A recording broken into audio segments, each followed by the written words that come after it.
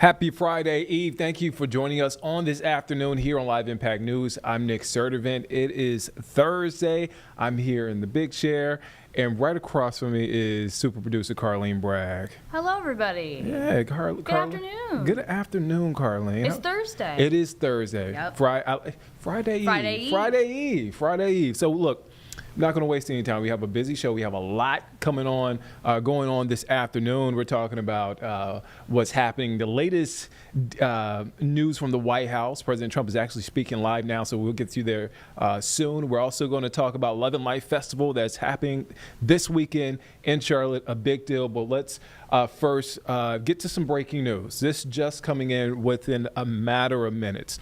So right here on your screen, this is National Security Advisor Mike Waltz. He's expected to leave that post. That's according to reports from NBC News. So let me give you some background. National Security Advisor Michael Waltz is expected to depart his post, according to numerous media reports citing anonymous U.S. officials. Now, NBC News has not independently confirmed these reports. Waltz, a former Florida congressman, came under fire in March after a journalist was mistakenly added to a group chat with other top administration officials about U.S. military plans in Yemen. Screenshots of that signal chat were shared by The Atlantic, show that a user named Michael Waltz initially added the magazine's top editor, Jeffrey Goldberg, to the high-level discussion. Again, this has been a point of controversy since that chat was leaked and since that report came out. Again, as you see there, Mike Waltz, National Security Advisor, expected to leave his post with the White House. All right, so we want to shift now and stay in D.C. because right now President Trump was just speaking, but that is That's Dr. Phil right there at the podium. So President Trump is attending a national day of prayer at the White House. Again, he spoke, and that is Dr. Phil on the podium. Let's listen in to what Dr. Phil is saying right now. And when nobody's listening and nobody's looking, this man cares about every single person in America, independent of race, color, creed, whatever, and it comes from the heart with him. And I am proud to call him my president, and God bless you, Mr. President. God bless you. God bless you. And don't be so surprised when millions of people watch my interviews. No, I know. I'm very impressed. When it's tens of millions. With me, it's millions. You're 10x whenever I talk to you. Thank you, Phil. Thank you very much. Be careful. And thank you for letting me be on this commission. We love it. Be careful, Phil. I asked him, please be careful, Phil. We don't want you falling. Because when you fall, it doesn't work. That's been proven. That's been proven. But he doesn't fall. He doesn't know how to fall. I also want to look at Bishop Robert Barron, who has been so great. Bishop, thank you very much. Thank you very much. Thank you. Great job. Pastor Paula White, if you would stand up, Paula, please. Thank you very much. Rabbi Mayor Sullivan, check. Rabbi, how are you, Rabbi? Thank you very much, Rabbi. Good job. Kelly Shackelford. Good. Nice seeing you, Kelly. Ryan Anderson. Thank you, Ryan. These are great people. Carrie Bowler. Hi. Hi, Carrie. Attorney General Pam Bondi, star. This is a star. Thanks, Pam. That's great. Secretary Scott Turner. Scott, thank you. As well as a man, he has really an excuse. It's Cardinal Dolan, and Cardinal Dolan is in Rome. I just left Rome. It's a beautiful service. But he's in Rome having to vote for the next pope. I got extremely upset. I said, you can't do that. This is much more important. He was actually torn, if you want to know the truth, which is pretty good. But he's on the council, too, and he's a great guy, and I've known him for a long time. I'd like to ask, if I might, to have Dan Patrick, one of the most highly respected men in politics. We worked on something having to do with your governor. We worked on something having to do with school choice, and we knocked it over the fences first to really, and that's the ultimate school choice in Texas. And he's been fighting for it for years, and we got it over the line pretty easily, as it turned out. So please come up and speak. Thank you.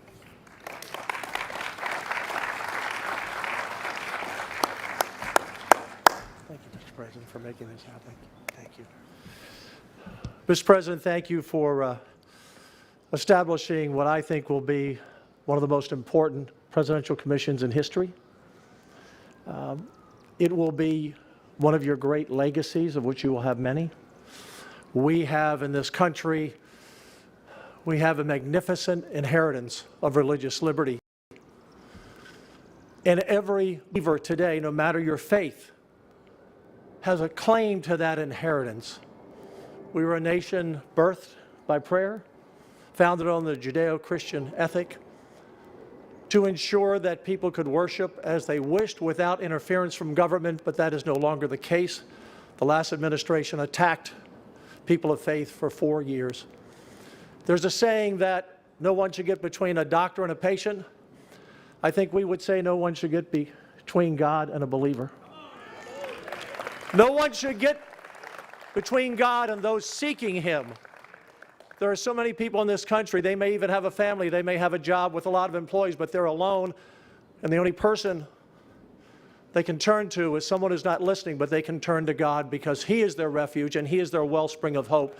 And no one, no government, no school district, at any level of government or in the private sector should say to someone, you can't pray here or where.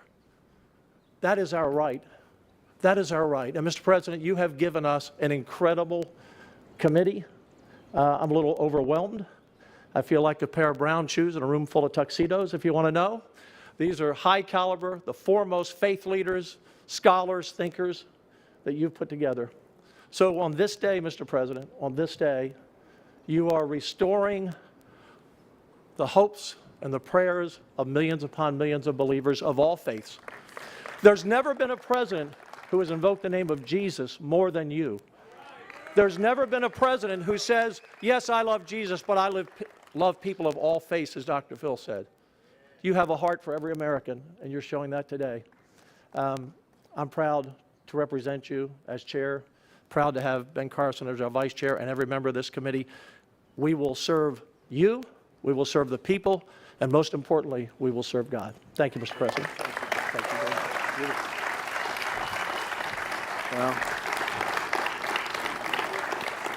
thank you very much, Stan. Beautiful. You're going to do an incredible job. He came to me with this idea, called Paula, called Jenny, called all of us, and it just came together. And we'll be adding some incredible names, some of the people that are here right now that have been with me from the beginning. Some sitting right over there, my friends, my pastors and ministers and rabbis.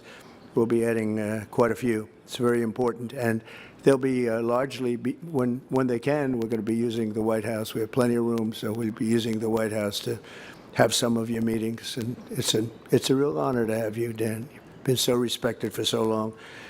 As we defend religious freedom in America, we're also standing up against religious persecution around the world.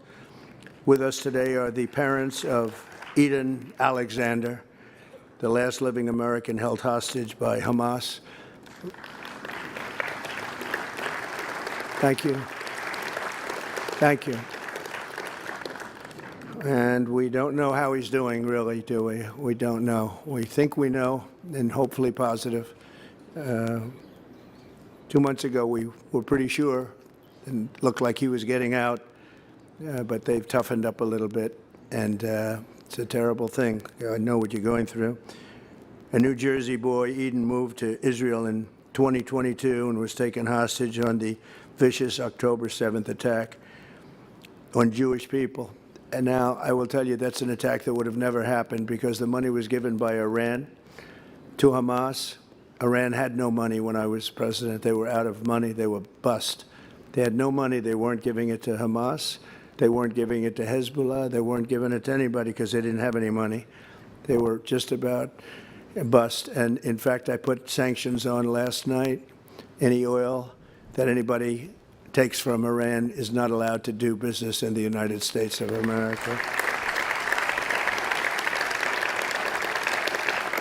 Which is what I did the last time. That drove them into a very bad state, and they were ready to make a deal, except for the election didn't turn out the way it should have. It was a rigged election, and we might as well say it. But it was totally rigged. It was disgraceful. I think it's going to go down as one of the biggest. We wouldn't have, think of it, your son would be home. You wouldn't have had October 7th. You wouldn't have had the Ukraine-Russian horror show that's going on that we're trying to stop, where 5,000 young Russians, mostly Russians, and Ukrainian soldiers are being killed every single week, 5,000 a week. So think of those parents, you know, they're from Russia, they're from Ukraine for the most part, and other people, but for the most part. And that would have never happened. It was never going to happen. No chance of it happening. Putin and I talked all the time. He knew it wasn't going to happen. I told him it wasn't going to happen. And through gross incompetence, it did take place, and it's a horrible thing. And you wouldn't have had inflation. Think of it. You wouldn't have had inflation. You wouldn't have had the horror show at Afghanistan, which I think is what gave Putin the resolve to go in and do what he did, because he looked at how badly we got out. We lost 13 soldiers. 42 were horribly injured. Nobody ever talks about them. The legs, the arms, the face, horribly injured. That would have never happened. Not even possible to have happened. And we would have been out before he was out. I was the one that got it down to the 5,000, but we were going to keep Bagram, the big Air Force base, which is 1 hour away from where China makes its nuclear. That's what they do. They make their nuclear missiles, and 1 hour away from Bagram. And I said, you can't give up Bagram. They gave up Bagram, and right now China occupies Bagram. So sad, so crazy. One of the biggest air bases in the world, among the strongest and longest runways anywhere in the world. 1 hour away from where China makes its nuclear missiles. It would have been great to have. Well, we were keeping it, but they ran out of there like nobody can believe. And I think Putin saw that, and he said, wow, this is a great time I can go get, because it was the apple of his eye. I could always see that. I talked to him for hours. It was the apple of his eye, but I said, Vladimir, don't even think about it. And he wouldn't have thought about it. But when he saw that, I think that's the reason, actually, he gained some additional courage, and he went in. Adi and Yael cannot imagine your pain. I just can't. Adi and Yael. But we're all alongside of you. We stand by you, and we're going to do everything possible in a very short period of time. You know, as you know, things are heating up there. I've gotten a lot of hostages out. We were getting nobody out. A lot of them are out, but they want to do it as slowly as possible because they use them as pawns. It's a horrible thing, but we're working very, very hard to save your son. We have news coming out, both good and bad, but we're working very hard. And I have many parents seeing me. I was with hostages, 10 hostages that got out. They came about 3 weeks ago to the Oval Office right here. And they said to me, it was just terrible. And I said, interestingly, because, you know, you see there's always some heart in somebody, you think. I said, so you've seen like hundreds of Hamas, right? Yes, yes. They lived in a pipe. They didn't really live in a tunnel. They lived in a pipe that was this big. They could barely breathe. It's amazing when one was in for 305 days, one was in for over 500 days. But I got them out, and through very tough, the whole thing was very tough. I said, did you ever see any love or kindness? Like, did any of these people that were guarding you, the Hamas people, did they ever look at you and say, don't worry, you'll be all right? Or did they ever look at you and say, I'm going to sneak you a little extra bread, a little extra something for eating? Did they ever give you any hope? He says, no, not one. I said, you mean, so not one person looked at you during your 1.5 years in there? One was there longer than that, one was there a little shorter than that, different times. I said, not one. No, they used to give us a smack on the face. They would never do that. They not one. So there wasn't one person out of hundreds that said, I'm going to sneak you a little bread. I'm going to make sure you get home safely. Not one. And that amazed me, because in some really bad situations, you'd have some people like that. You'd have some people like that, but not one. And they were telling the truth. I mean, they were telling the absolute truth. And when I talked to them about the way they suffered, it was incredible. In fact, I'd say 4 or 5 looked very, very solid and normal, and 4 or 5 looked like they'd been through hell, but they were all through the same hell. And I looked at them, I said, I can't imagine what you've gone through, but we're going to do what we have to do. But I asked them a question. One was wearing 59, and I said, what does 59 represent? That's how many are left. I said, all right, well, get them out. I said, are they all living? No, 24 are living. I said, 24? He said, yeah, 24, only 24. So 24 out of the 59 are living, and they knew because they had just gotten out. And what are the others? The others are all dead. But I spoke to the parents of the others, and as much as you want your beautiful boy out. You're watching Live Impact News on WCNC Plus. I'm Nick Sturdivant. Right there on your screen live is President Trump outside of the White House speaking on National Day of Prayer, a ceremony that is happening right now. We want to shift over to South Carolina. This is a live look. We're waiting for Vice President J.D. Vance and EPA Administrator Lee Zetlin to come off the plane. They're scheduled to tour Newport Still Berkeley. They're in Berkeley County. Berkeley County is one of the counties within the Charleston area. I wanted to make sure I got that right. Carlene is a Charleston. It's from Charleston. Yes. Charleston native. They're expected to go to Hugie, South Carolina, which is a very, very small. I don't even think it's a town. I think it's an unincorporated community. I had to look it up. I wasn't exactly sure. So again, that tour is supposed to happen, and then remarks around 2:00. Around 2. So again, that is a shot as we await for J.D. Vance and EPA Administrator. All right, so let's come back here home. So this is a big weekend. This is a Lovin Life weekend.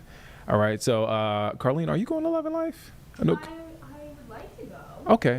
I would go. I'd like to go. It's a lot happening. Look, man, it looked like a great time. I was kind of jealous of some of our folks that were able to go to the Lovin Life last year. You're talking about culture. You're talking about music. And just an overall great time in Uptown. It's going to be a busy time in Uptown. And to break it all down, we have Bob Durkin here, co-founder of Southern Entertainment. His team is bringing Lovin Life Music Festival back for a second time. Bob, I guess my first question, it was so successful last year. How do you top last year? Well, I think, like you said, yeah, last year was great. I think we've got a even stronger lineup with Dave Matthews and Gwen Stefani, who's just an American icon. From now she's on The Voice to she's reinvented herself so many times, from No Doubt now to her duets with her husband Blake, and then of course Benson Boone, who's was the darling of Coachella, and they've nicknamed our little festival here Boonechella, because I think we're going to get to see his patented jump off the piano. So. Like you said, it's culture, it's community, it's fun, it's family, it's great food, and some of the best music in the world. And Bob, so one of the artists that I'm looking forward to hearing about, I'm still trying to make my way there. Out of full transparency, DJ Jazzy Jeff. Now we got a young producer in here who does not know who DJ Jazzy Jeff is. and look, I've heard great things about his set. Who are you looking forward to seeing? I know you mentioned Benson Boone, Gwen Stefani. They're performing Friday night, but who are you looking forward to? So me personally, I mean, that Benson Boone show, I've watched the videos. I can't wait to see it in person because I just love that energy and how crazy it is. But my personal taste, number one, is Pitbull. His shows are energy from one note from the beginning to the end. And then on Friday at 5:00 is Third Eye Blind, and that just brings me back to so many great memories. So I think that's going to really be a big part of the show. And then we have the new artist Alex Warren, who's closing the stage on Sunday. And his song is just viral, and the way women are reacting to this love song is great. And if you haven't heard Alex Warren, you will. So I check it out. And then on Saturday, I will be front and center for Ludacris, because his songs are amazing. He brings so much energy, films, music. He's just an unbelievable talent, and we're so lucky and excited to have him here. As a music nerd that I am, like I love how you have different generations, right? Like you have like a Big X Plug rapper out of Dallas, and then you have somebody like Ludacris, right? Who late '90s, early 2000s, mainly the early 2000s. To see those different generations come together, man, what is that like? So, the last few years, it's been amazing the transition music has made. Everything that they fed us on the radio is what we grew up with. But now you can go find your favorite music, Spotify, online, social.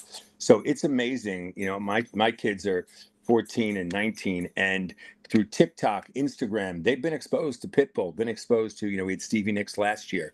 So it's great to see the young generation really appreciate the Gwen Stefani and the Dave Matthews. So you'd think they wouldn't know, but a lot of the younger people know it. So that's what's great about it. I think is, music brings those generations together.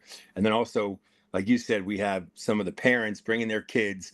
Their kids want to see Benson Boone. Mom wants to see Gwen Stefani. Kids want to see Teddy Swims. Mom wants to see Dave Matthews. So there's a great, dichotomy there. And I've seen, families who posted last year who kids are running around. And then just like you said, in general, if you're a music nerd, we got all types for you. And I would definitely recommend checking out the local stage in First Ward Park, which is sponsored by Ascent, the women's soccer team this year. And that is going to be bands each day from the local and regional area. And we have such a big platform now bringing these national artists in. We want to be able to help use that so the local artists could garner some more fans and expose their music to the crowd. And just as important, to the fans who come to Love and Life, so they can expose some new music and music that's local and regional here. So, could mean something to them. So we love helping foster music in the community. And I think that's one big thing that people should go check out. What did you guys learn from last year? The inaugural festival last year, and how are you guys applying with the lessons learned from last year to this year? So what's great about Charlotte is they are the best when it comes to large events. We've worked in a lot of cities around the country, and there's no better city than Charlotte in this public-private partnership to provide security, medical, fire. And the police are top notch. So we recapped right after last year, and I think all reports it was a tremendous success. It was a very safe event, but there's a few things that can be tweaked. So we've been working with them all year long to make sure best practices come into place. And then when it comes to some of the setup, people were really happy last year with no lines to get in, no lines for the bathroom, get a drink, get food easy. And so we're hoping to grow on that. We've changed a few things with the layout, but only really to help the ease of getting around. So we took a lot of the recommendations from some of the, people coming here, people that are experts at this. And I think we've tweaked a few things to make the experience even better.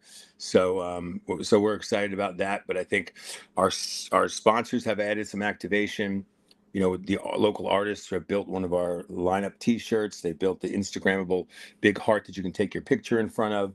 So we just try to incorporate even more of the local flavor. Public safety number one. Make sure all of that's best practices, and we're putting on the safest, most fun event. But then we've leaned into some of these great Charlotte things. Last year we brought Mr. K's back, and that was a huge hit. People hadn't had his burgers or ice cream in forever. And George from there, who was a staple if you grew up here on South Boulevard, the brand, and so bringing it back really put Charlotte, best foot forward. And this year we're bringing back Vic the Chili Man. He was on Tryon Street for 20 years selling his chili dogs.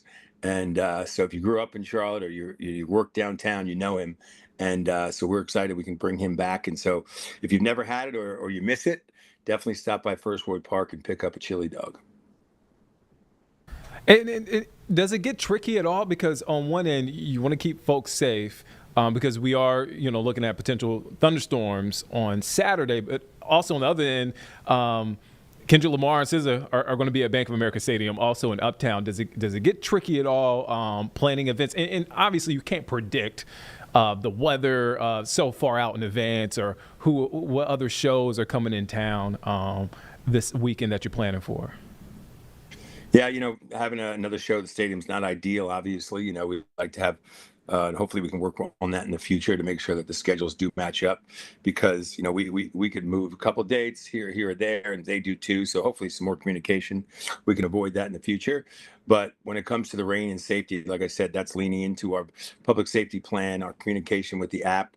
and this time of year, those things are called for. But, Brad and some of the great weathermen in town have told me that the chances are very low and that we're looking at a majority of sunshine and a great weekend. So we have a plan in place in case something happens, but we're looking forward to some great weather, great fun. My last question, Bob, before I get you out of here.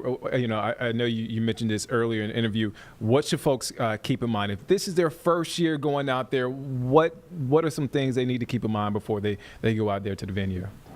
So, if it's your first year, make sure you have the app. You can build your schedule on it. It gives you all the information, the bag policy, the closest place to get in, the times, all that basic stuff. But then also that's our communication tool all year long, all weekend long. I mean, we'll be able to put stuff on social media, but if you have the app, the push notifications will tell you the highlights of what's going on in the show. If there's anything when it comes to weather, we'll push through that. So I would recommend everyone getting the app, but also plan on your transportation. Last year, the light rail was really huge for bringing people in, and so we've leaned into that this year. A more frequent stops, and it's going to run even later. So CATS are the best group, transportation-wise we've ever worked with, and so they're really helped. And so if you plan on taking the light rail, I think that's the best idea. Then we also up on College Street have Uber and Lyft spots. So I would recommend Uber, Lyft, or the light rail, and get the app and just come with your festival in mind, dress up for the theme nights, and just come ready to have a great time and celebrate with your neighbors in Charlotte and listen to some of the best music and expect some really cool special surprises. Bob Durkin, Southern Entertainment. Bob, thank you for your time. And Bob, man, you got the newsroom buzzing right now. A lot of folks, when the initial announcement came out, a lot of folks in the newsroom were excited. So I know a lot of folks in the city are excited for the show. Great. Thank you for having me. I really appreciate the support. All right. Thank you again for stopping by Live Impact News on WCNC Plus. It is going to be a great time in Uptown. It was a great time last year. It's going to be a great time this year again. Anytime you bring culture, live music, and the community together, it's most certainly to be one of those events that folks will be talking about and anticipating for year after year. All right, so we want to go back now to Washington, D.C., where we took you there earlier in the show. President Trump speaking at National Day of Prayer outside of the White House, speaking regarding the event, also touching on the war in Gaza, also speaking on different other things as well as far as his administration. Let's listen in. He's back at the podium right now. President Trump is back at the podium. Let's listen in. Everything you've done. Yes, Jenny. Rodney and Adana. That would have been terrible. Rodney and I'm Adana. glad we saw that.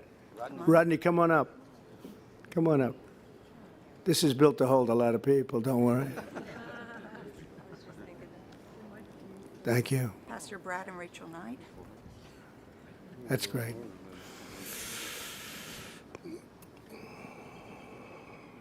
So I could ask, please, Rabbi Levi Shumtov to come up and say a few words. Rabbi, please.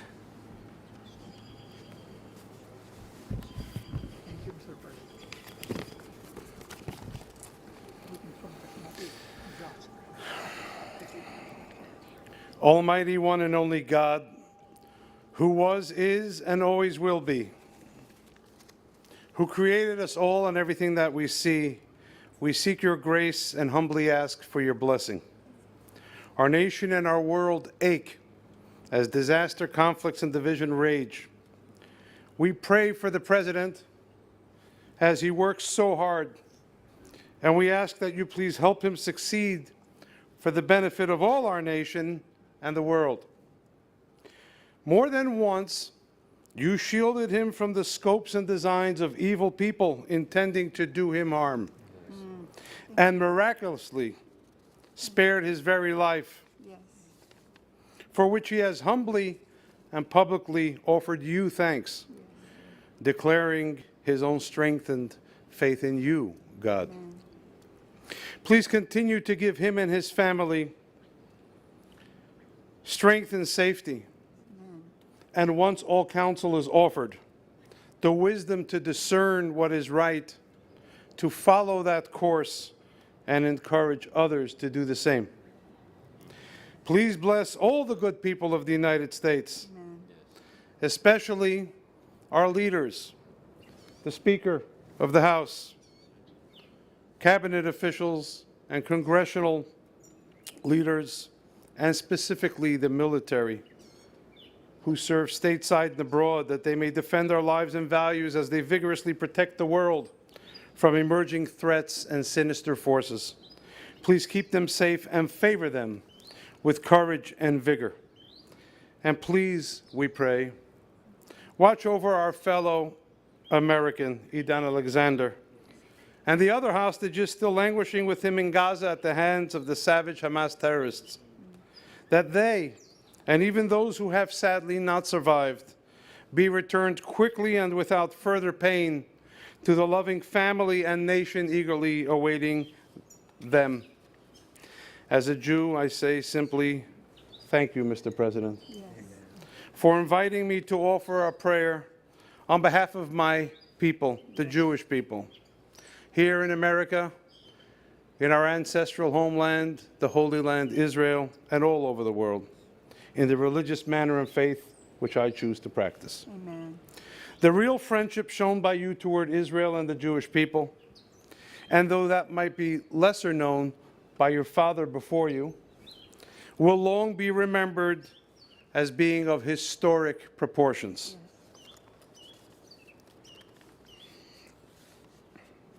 We are a resilient nation and wish no one ill, and we will, with your help, O God, endure and prevail once again. We have found great opportunity here in America, a country we love dearly and to which we continuously strive to contribute significantly. Hear the prayers of those waiting for your blessing of children, and help the President and the leaders of our nation navigate efforts to help them. Yes. Light will always defeat darkness, even if it takes some time to realize. Allow us to counter anti-Semitism with an informed and robust Semitism, a renewed and strengthened sense of Jewish identity and purpose. For we are in the land of the free and the home of the brave. And finally, dear God, please help us find harmony here at home, even as we vigorously debate the important issues and defend the rights of those who wish to speak in peace, to say their piece.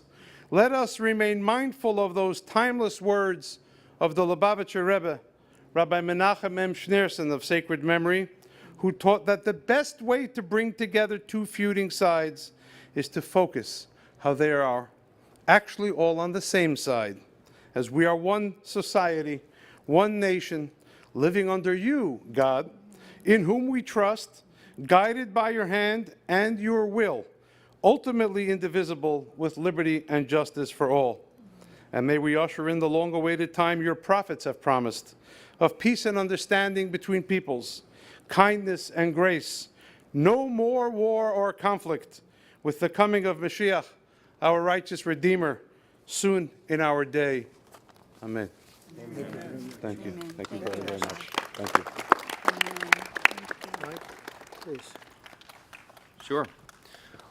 Mr. President, it was in 1952 that the Reverend Billy Graham took 40,000 Americans to the east steps of the Capitol and petitioned Congress to establish this day, the National Day of Prayer. It didn't take long. It was 2 days later, a unanimous vote in the House of Representatives. Congress worked together well because they knew that priority. They knew we're a nation of faith. It's in our DNA. We are one nation under God, as the President said. Thank you for your leadership, sir. Let me pray.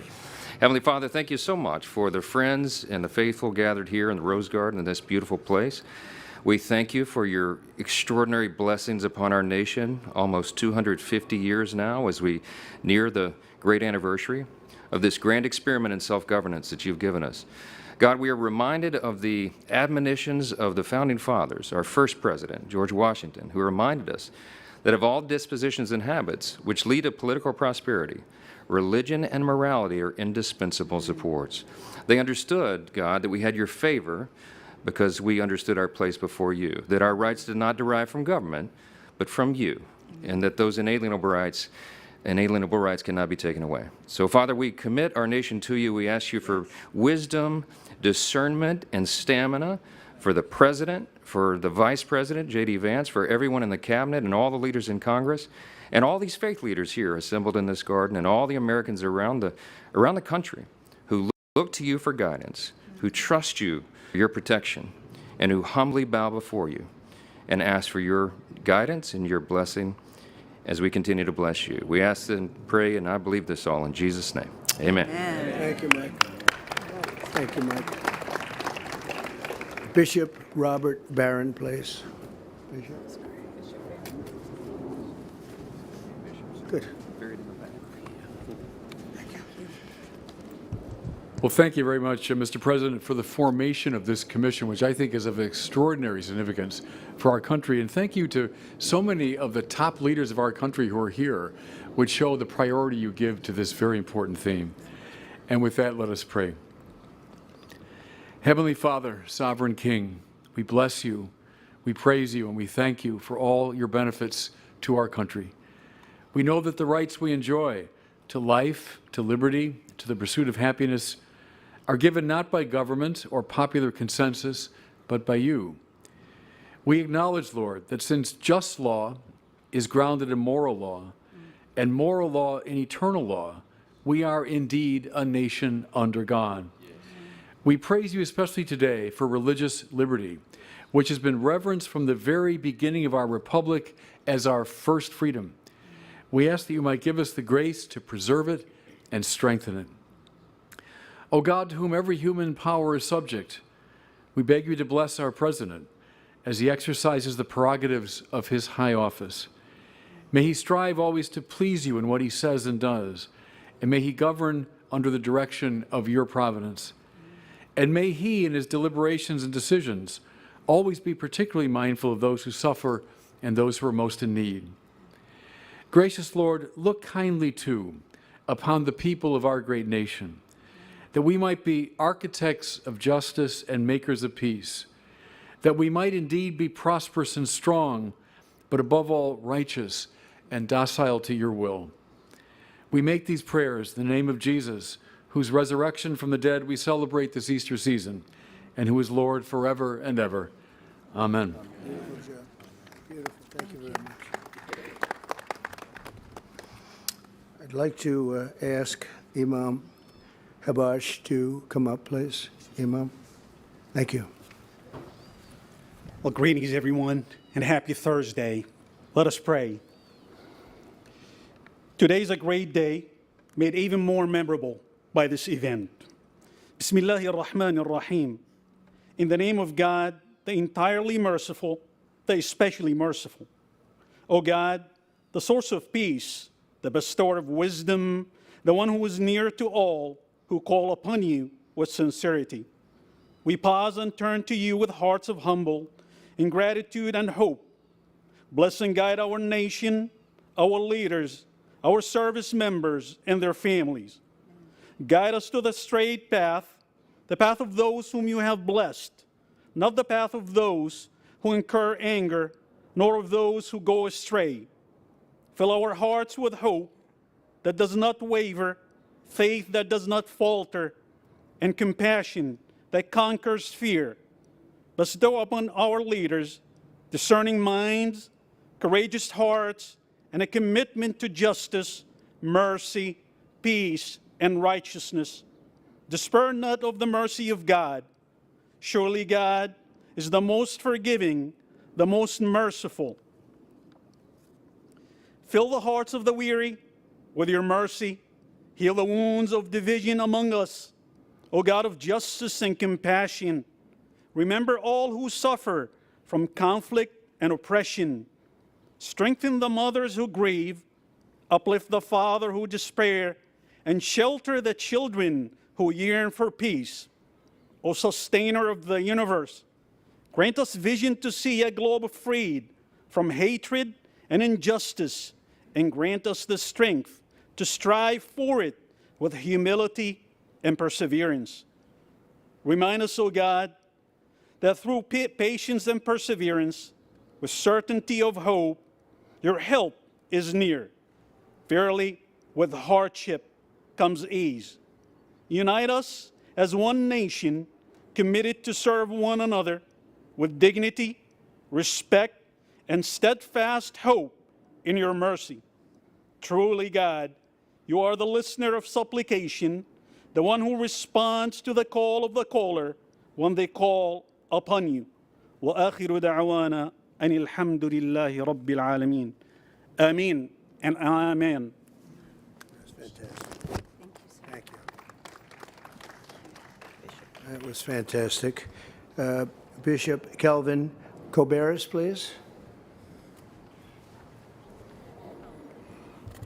Let's bow our heads in prayer. Heavenly Father, eternal God, we gather in your majestic and presence today, grateful for the blessings and freedom and peace that you have bestowed upon each and every one of us and this great nation. We thank you that as we gather today in solitude in the serenity of this rose garden, we stand to lift up your name and pray, God, that as we lift our hearts and voices, we pray seeking your divine grace and guidance. And we humbly come before you today, acknowledging our shortcomings and asking you to forgive us of all our sins. We pray today for the United States of America. We pray for our President Donald John Trump. We thank you that while the enemy has used many attempts to threaten his life and his existence, that, Father, you saved him by your grace and for your purpose to stand, to represent, and to save America. I pray today that you put your arms around him and his family, that you lift them up and strengthen them. I pray for our Speaker of the House. I pray for every cabinet member, everyone that's involved with this administration, that, Father, despite the threats, despite the different things that come from the devices of the enemy, that they will stand fearless, that they would stand strong in fervor, knowing that if God is before us, he's more than the world against us. So, Father, I pray for these United States of America, that in the midst of division, in the midst of calamity, in the midst of confusion, that, Father, your love and your name would be lifted up, and that you would bind us together with cords that cannot be broken, and that once again we would be the United States of America. For it is united that we stand, and divided that we fall, and by your grace you will lift us up, and you will keep us strong. So we pray that thine is the kingdom, the power and the glory forever, and that your will would be done on earth as it is in heaven. And we pray all of these blessings in the magnanimous, matchless name of our Lord and Savior Jesus Christ. God's people said, amen. Amen. Fantastic. Thank you very much. That was something, Bishop. You're something. So thank you all. This has been an incredible day. I'm going to now ask the musicians who are so wonderful and talented and loyal to our country to conclude the celebration by leading us in two more songs, and I will then simultaneously begin the process of signing the commission and signing the commissioners. To join me, everyone who's not on the stage, that's a part of it, please come up. And I just want to say this was a great honor. This was a great day. We could not have asked for more beautiful weather, that's for sure. And I want to thank you all for being here. We're bringing back religion in our country, and we're bringing it back, as I say, bigger and better and stronger than ever before. Thank you all very much. Musicians, please. Thank you.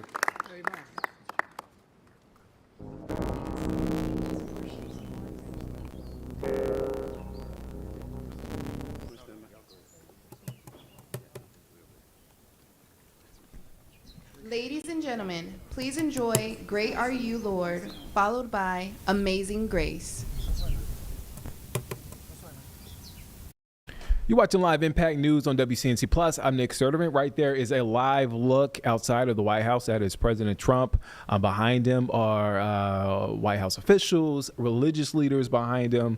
They're wrapping up a ceremony marking National Day of Prayer. All right, so let's come back home. So So tonight, we have a meeting tonight. It's a chance for the community to weigh in. We're talking about the city's big transit plan. Now, it has been a big talker over the years when it comes to the city's transit plan, Charlotte's transit plan. Now, Charlotte leaders say we're closer than ever to locking down the support needed, and yet there are a few hurdles that remain, including winning over communities most impacted by this plan. Now, our Ben Thompson, who has been covering this story for quite a while, is breaking it all down. Do we have his story ready? Yes. Okay, so we want to play his story, followed by his interview he did this morning, bringing a little bit more context to this transit plan and to this story that you're watching. Let's listen in. This spring, Charlotte leaders are busy pushing state lawmakers to sign off on the city's sweeping multi-billion-dollar transit plan. But community advocates say there's another group they need to worry about. If this transit plan is going to pass, it needs black voters. Nothing in Charlotte-Mecklenburg passes without the majority of black voters supporting it. No bond, no tax, no referendum. Nada. Colette Forrest runs the Charlotte Black Voter Project, representing nearly 250,000 voters. It sounds like to me that you're saying the black community has almost been an afterthought when it comes to this transit plan. Absolutely. I couldn't say it better myself. Tonight, the group is hosting a transit town hall featuring the mayor, Congresswoman Alma Adams, and others. Forrest argues the best parts of the plan, like a commuter rail, benefit Charlotte's wealthier northern suburbs. Why do we have to be regulated to bus? Why can't we reimagine what transit looks like and have light rail in the black communities? But the two bills currently up for debate in Raleigh limit the city's investment in rail lines.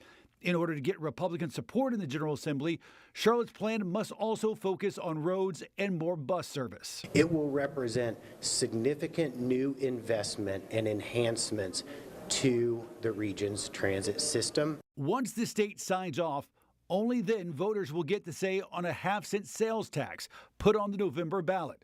But a key voting bloc could be in limbo. We're tired of being an afterthought. And that's Ben Thompson's story on the transit plan that has got a lot of folks talking here in Charlotte. And we want to get to that conversation with Ben and Jane from the 9 to 11 stream. But first, we want to get to some breaking news happening live. This is why you need to stick here on Live Impact News on WCNC Plus, because as soon as breaking news happens, we want to take you to it. This is in Buffalo, a live look in Buffalo. Here's what we got from WGRZ there in Buffalo, the NBC affiliate.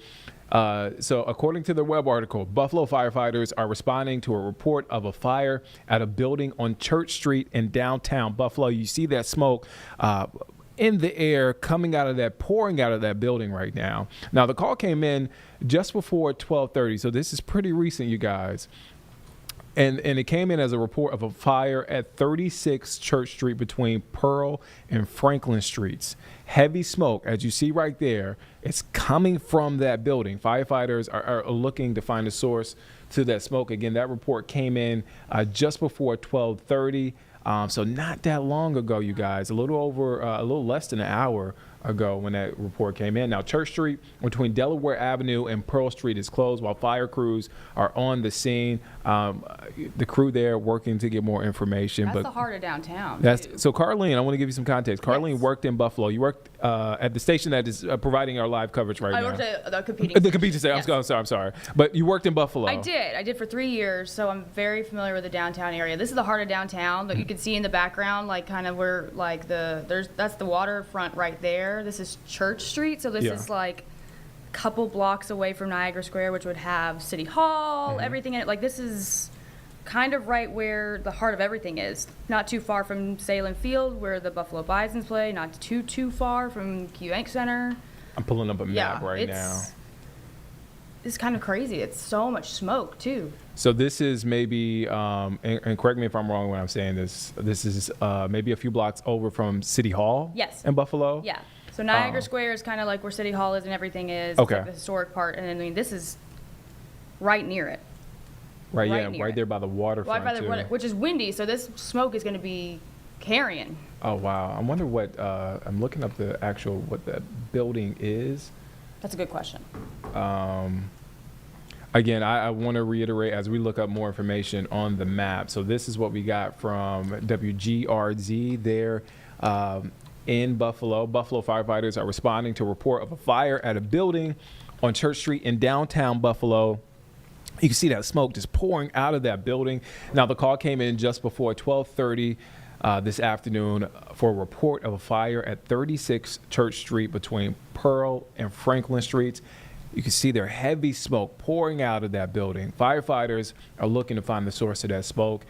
If you're familiar with this area, Church Street between Delaware Avenue and Pearl Street is closed while fire crews are on the scene. We are working right now along with the crews out there on that scene to get more information. Are you familiar with Paul William Belts LLC? That's what's popping up on the I'm not familiar. on the map. This, Okay. Again, this is again downtown. There's so many little So many buildings. And I buildings. live there now. Yeah. That was 6 years ago. So Yeah. things may be different, but from what I know of this area, look at those plumes of smoke coming out. Cathedral Park is right next door. St. Paul's Episcopal Cathedral is right there Yep. on that corner. I'm just looking at a map right now, guys. And so that's, and I see some, okay. I see a few restaurants. So this Yep. is, I mean, down. poppin' area. It's downtown. I mean, Yeah. downtown area. So, and I'm thinking, I guess my mind goes to like, people are taking a late lunch, or Yep. people are going, that's where my mind goes to. People are taking a late lunch, trying to get back to work to finish out their day.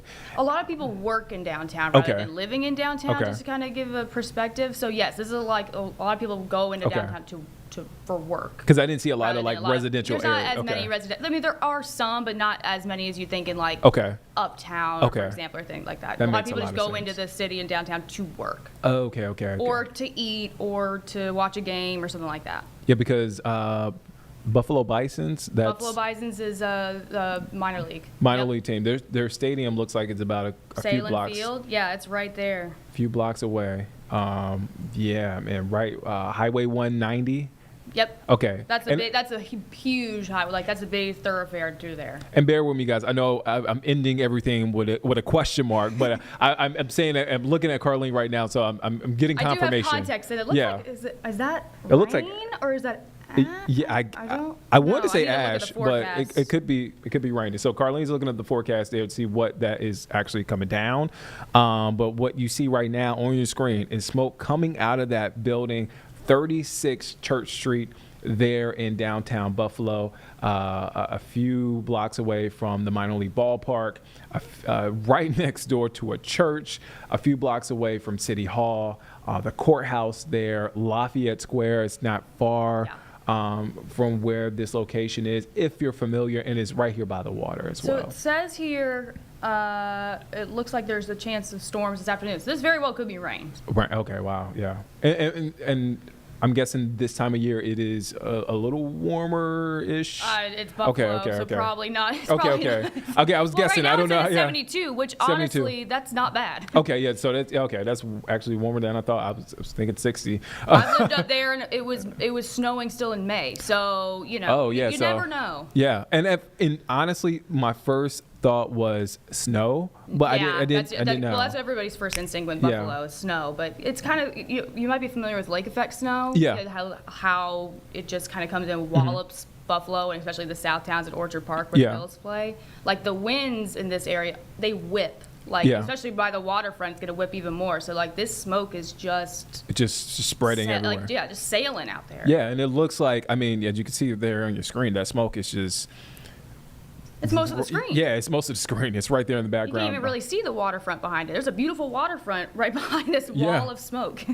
Yeah, when you said the water, I had to look to my right. So Yep. if you look towards your right, you'll see that the water or the view. It's because we're looking towards the water, so you see a little bit of that water. And I'm guessing that points straight to Highway 190. Yeah, right. Highway 190 is not too far from this. You should Okay. see it.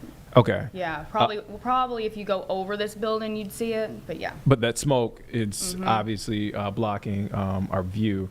Again, I just want to update you guys. A report from WGRZ out in Buffalo, the NBC affiliate there. Buffalo firefighters are responding to a report of a fire at a building on Church Street in downtown Buffalo, right, what you're seeing right here live on your screen. Now, that call came in just before 12:30 for a report of a fire at 36 Church Street between Pearl and Franklin Streets. Heavy smoke can be seen coming from the building. Firefighters are looking to find the source of that smoke. Church Street between Delaware Avenue and Pearl Street is closed while firefighters are on the scene. A crew there is working to get more information. Let me refresh the page. I'm looking at some of the X accounts I follow, because I still follow a lot of my Buffalo friends, to see if they have any information too. Okay. And I'm looking at a couple of pictures. I'm looking at a picture right now that WGRZ has posted on their web article, and it looks like that smoke is coming from I'm trying to describe the building, but it's a lot smaller than the buildings that you're looking at right now on your screen. So it looks like it's wedged in between those two buildings. Like where you see that smoke, that heavy black smoke right there, that's what it appears that smoke is coming from. Again, we don't know. We know it's heavy amounts of smoke, but we don't know the source of that smoke, and we're working to get that information right now. So again, could be a law firm building, okay, potentially. I know on my map it pulled up a business, but again, this is right there. I mean, it's a lot of administrative buildings in this area. A few restaurants that I can see not far from the ballpark, the baseball park, the minor league baseball park there. So I have a a post on X from Mark Polencars, who is the Erie County executive who serves this area. Says Church Street in Buffalo is closed due to a significant fire at the Paul William Belts Law Firm office building. This is between historic Verizon building. Lots of smoke is coming from the building. So okay. It is the smaller building that's wedged in, but kind of in between the two taller ones. Okay. Yeah. Yeah. So the map was correct. The Paul William Belts LLC building. Yes. So that is happening right now. So again, we are searching. I keep hitting the refresh button to see if more information pops up right now. So bear with us for a second as we look to get a little bit more information. So again, we can confirm this is a Paul William Belts LLC. I'm gonna try and pull up the Polencars' post. Okay. So that you get an idea of like what the building. He also has photos as well. Let's see here.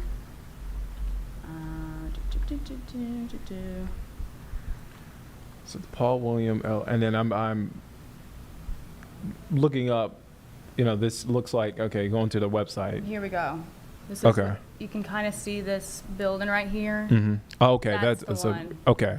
So yeah, I don't know if I was describing it correctly, but again, it from the picture I saw, and it looks from a different vantage point of the picture I saw previously, a smaller building wedged between those taller buildings. Yes. And you see that smoke appears to be coming from the roof of that building. Looks like it from looks this like photo. it from this angle. From this angle. We don't have that confirmed. I'm just saying what it looks like from this photo.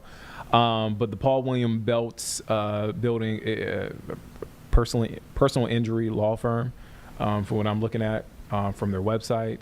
It looks like now you can see the smoke. Instead of like it's billowing down to like the bottom of like the street. You see, like now it looks like it's just everywhere.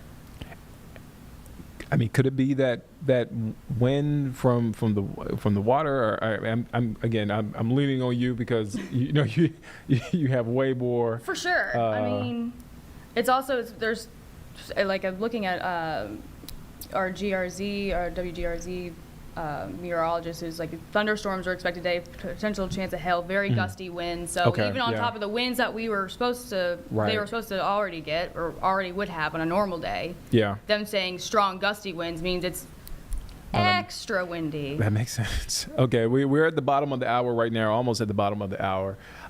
So again, right now you're looking at a live look at downtown Buffalo, New York, where a building there are reports of a fire at a building. It's now being a 4-alarm fire. 4 alarm. Okay, 4 we alarms. can't confirm a 4-alarm fire. So this is what I'm reading, and let me update before I start reading. Let me update the web article.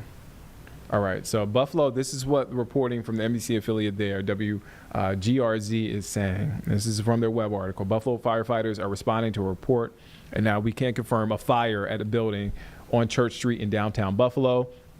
The call came in just before 12:30 this afternoon of that report of the fire at 36 Church Street. We now have confirmed that it's a Paul Williams Belts building, a law firm, and that building sits between Pearl and Franklin Streets there in downtown Buffalo. Heavy smoke, as you see there, pouring out of that building.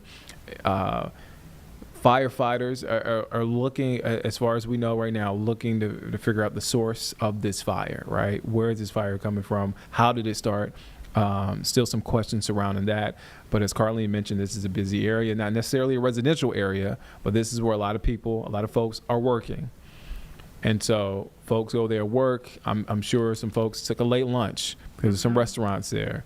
So busy in that area because people are starting the second half of their day there, or beginning the second half of their day, or wrapping up lunch in that area. And so with this shot, obviously because of the smoke, you can't see much past it, but that just shows you how much smoke is in the air. I have a new post from a reporter at GRZ, kind of giving more of a ground view. Okay. If you want to take that for me. Yeah, yep, I got you. All right, so this is that post from X, from a reporter from WGRZ. You see that smoke coming out of the building.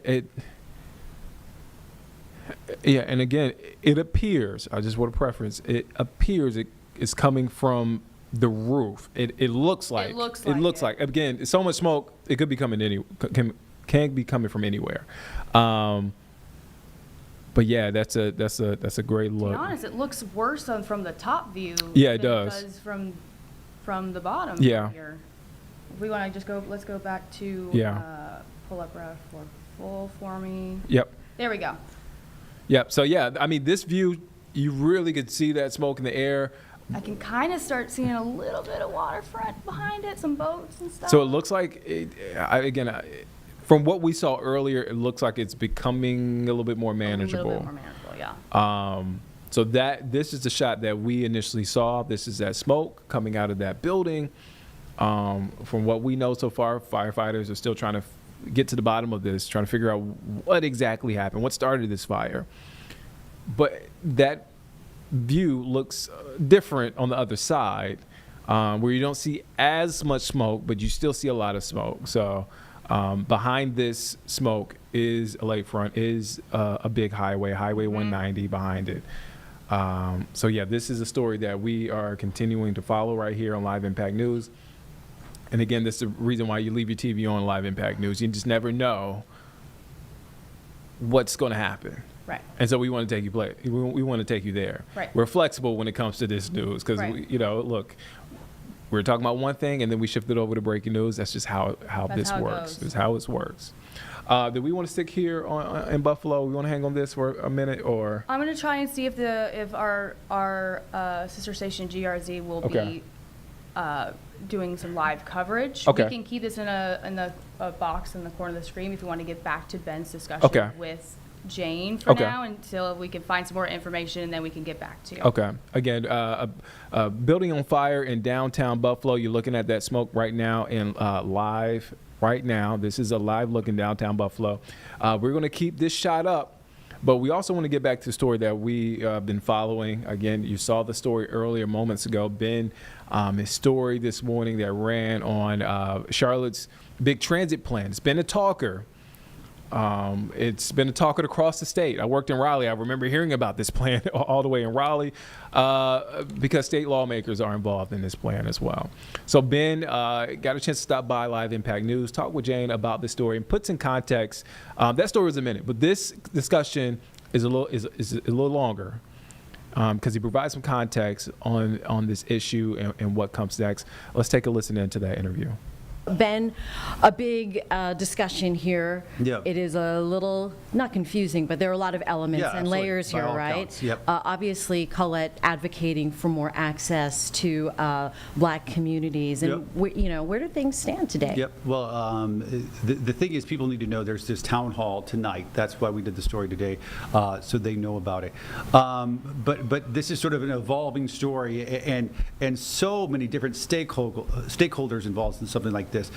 As it currently stands right now, there are 2 bills up at the General Assembly in Raleigh that have put forth the transit plan. It's Charlotte's transit plan, but per state law, we need to have state lawmakers sign off on it. So that's why it is where it is right now. Now, if they approve of it, then it goes to voters in November on a referendum for a half-cent sales tax. And Colette, in my piece, is talking about if this goes to voters right now, there's a lot of folks in the Black community that need convincing. Because disproportionately Black and brown communities are more likely to use public transit.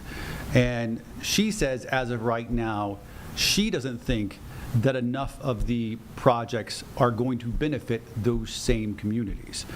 And you're talking about the either plan up in Raleigh right now prioritizes the red line.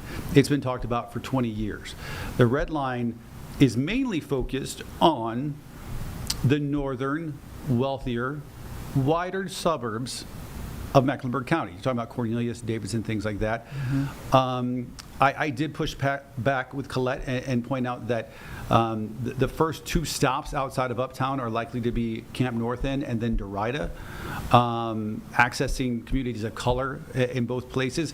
And that's when she's like, well, but we'd like to see light rail on Beatty's Ford and places like that, which I think most people will say is not realistic. There's streetcar there, and as I mentioned in the piece, state lawmakers have already capped and said, hey, there can only be so many rail lines. We need to, in order to get our buy-in, Republicans in Raleigh, there needs to be a lot more focus on buses and roads and other things, not just all rail all the time. So even if city leaders agreed with Colette and said, yes, let's do light rail everywhere, they're not going to be able to. For one, it's prohibitively expensive. And for 2, Raleigh lawmakers would not agree to that. So then, at this point, at this juncture, what is the community, what are the options? Well, I think what are the options are more than likely going to be, if Raleigh approves it, you're going to see either plan emphasize that red line first. No There's matter no what. doubt. Okay. There's no doubt, because those people were promised this 20 years ago. Right. So, I mean, So that is happening, if it moves forward. that will happen. Then it becomes an issue of, does the Silver Line happen? And that's the one that goes, west to east. And if it does that go from Uptown to Matthews, or does it go from Uptown to the airport? I think Colette would argue Uptown to the airport would benefit a lot more people of color. But there's real questions about whether or not either one of those are going to happen. It looks like in either plan, streetcar expansion would go forward. Right now it stops at Johnson C. Smith on the west end, and then stops, I think, around Central Avenue in the east. And it would go further than that. I think both plans would incorporate that. Streetcar is not as exciting technically as light rail. It's a different technology. It's a different thing. It doesn't move as fast. Sure. And so what I think what's going to happen tonight at this town hall is some of our city leaders, including Mayor Lyles and Congresswoman Alma Adams, are going to hear from some of these people who say, hey, listen, if you want our buy-in, we need more focus on communities that we care about, in forms of transportation that we care about. As you heard Colette say, we're not going to just be satisfied with buses and that's it. Right. And I asked her, would you vote for either one of these plans right now if they were happen to be on the November ballot as they are right now? And she said no. And Colette is a well-sourced, well-connected community advocate that, while I'm sure she would never say she speaks for the black community, certainly knows a lot of folks and understands the sentiment of a lot of the folks out there. And so I think they're probably going to get an earful tonight. Okay. And where, I don't think I actually said where people can meet tonight. Yep. It's Weeping Willow AME Zion Church. That's over in East Charlotte on Milton Road. And that's at 6:30? 6 o'clock. 6 o'clock tonight. All right, Ben Thompson here in the Live Impact studio shedding some light on this transit plan. And is it a last chance to kind of weigh in? It won't be the last chance, but it is an important because we are getting down to the wire as far as lawmakers in Raleigh approving something. Absolutely. All right. Thank you, Ben. And that was Jane and Ben's discussion this morning regarding the City of Charlotte's transit plan. So we want to get back to some breaking news in Buffalo, New York. Right now, you're taking a live look there in downtown Buffalo. This is on Church Street. A building is on fire in downtown Buffalo. Reports that we got a 4-alarm fire there at a building at a law firm. We looked up the address, 36 Church Street. We were able to confirm that through a couple of posts on X from the reporter there on the ground from WGRZ reporting on that. That's the NBC affiliate there in Buffalo. You can see that smoke. In the plumes of smoke there in the sky. And from our vantage point, we're looking directly towards the waterfront in downtown Buffalo. So we do have new video that we can show you of crews working to get this fire under control. This is from reporter Dave McKinley. Yes. From GRZ. Correct. Okay, so this is video. He's there on the scene reporting. This is it shows firefighters up there trying to get that fire under control. It's hard because of so much smoke. It's hard to see where, if any, flames or where the source of that smoke is coming from. From all the pictures I've looked at online from next, I haven't seen any visible flames. It's just a lot of smoke. So I wanted to show this. This is the mayor of Buffalo's tweet. This is Mayor Chris Scanlon. And so he is, this post, it says, and it reads, please avoid downtown Buffalo near Church Street between Delaware Avenue and Washington Street, as well as the area between Court and West Swan near County Hall due to a large structure fire. Emergency crews are on scene, and we will provide more details when they become available. Again, you see there right now, the mayor, Mayor Scanlon, is advising people, look, avoid this area in downtown. Now, when we looked at a map, this is not necessarily a residential area, but this, you're a few blocks away from Town Hall, the courthouse, the ballpark, a few other things. A big highway runs sort of parallel to 190, Highway 190. So, so there's a lot happening in this area as far as administrative buildings, folks going about their day. We're after the lunch hour. If folks are out for lunch, it's a late lunch.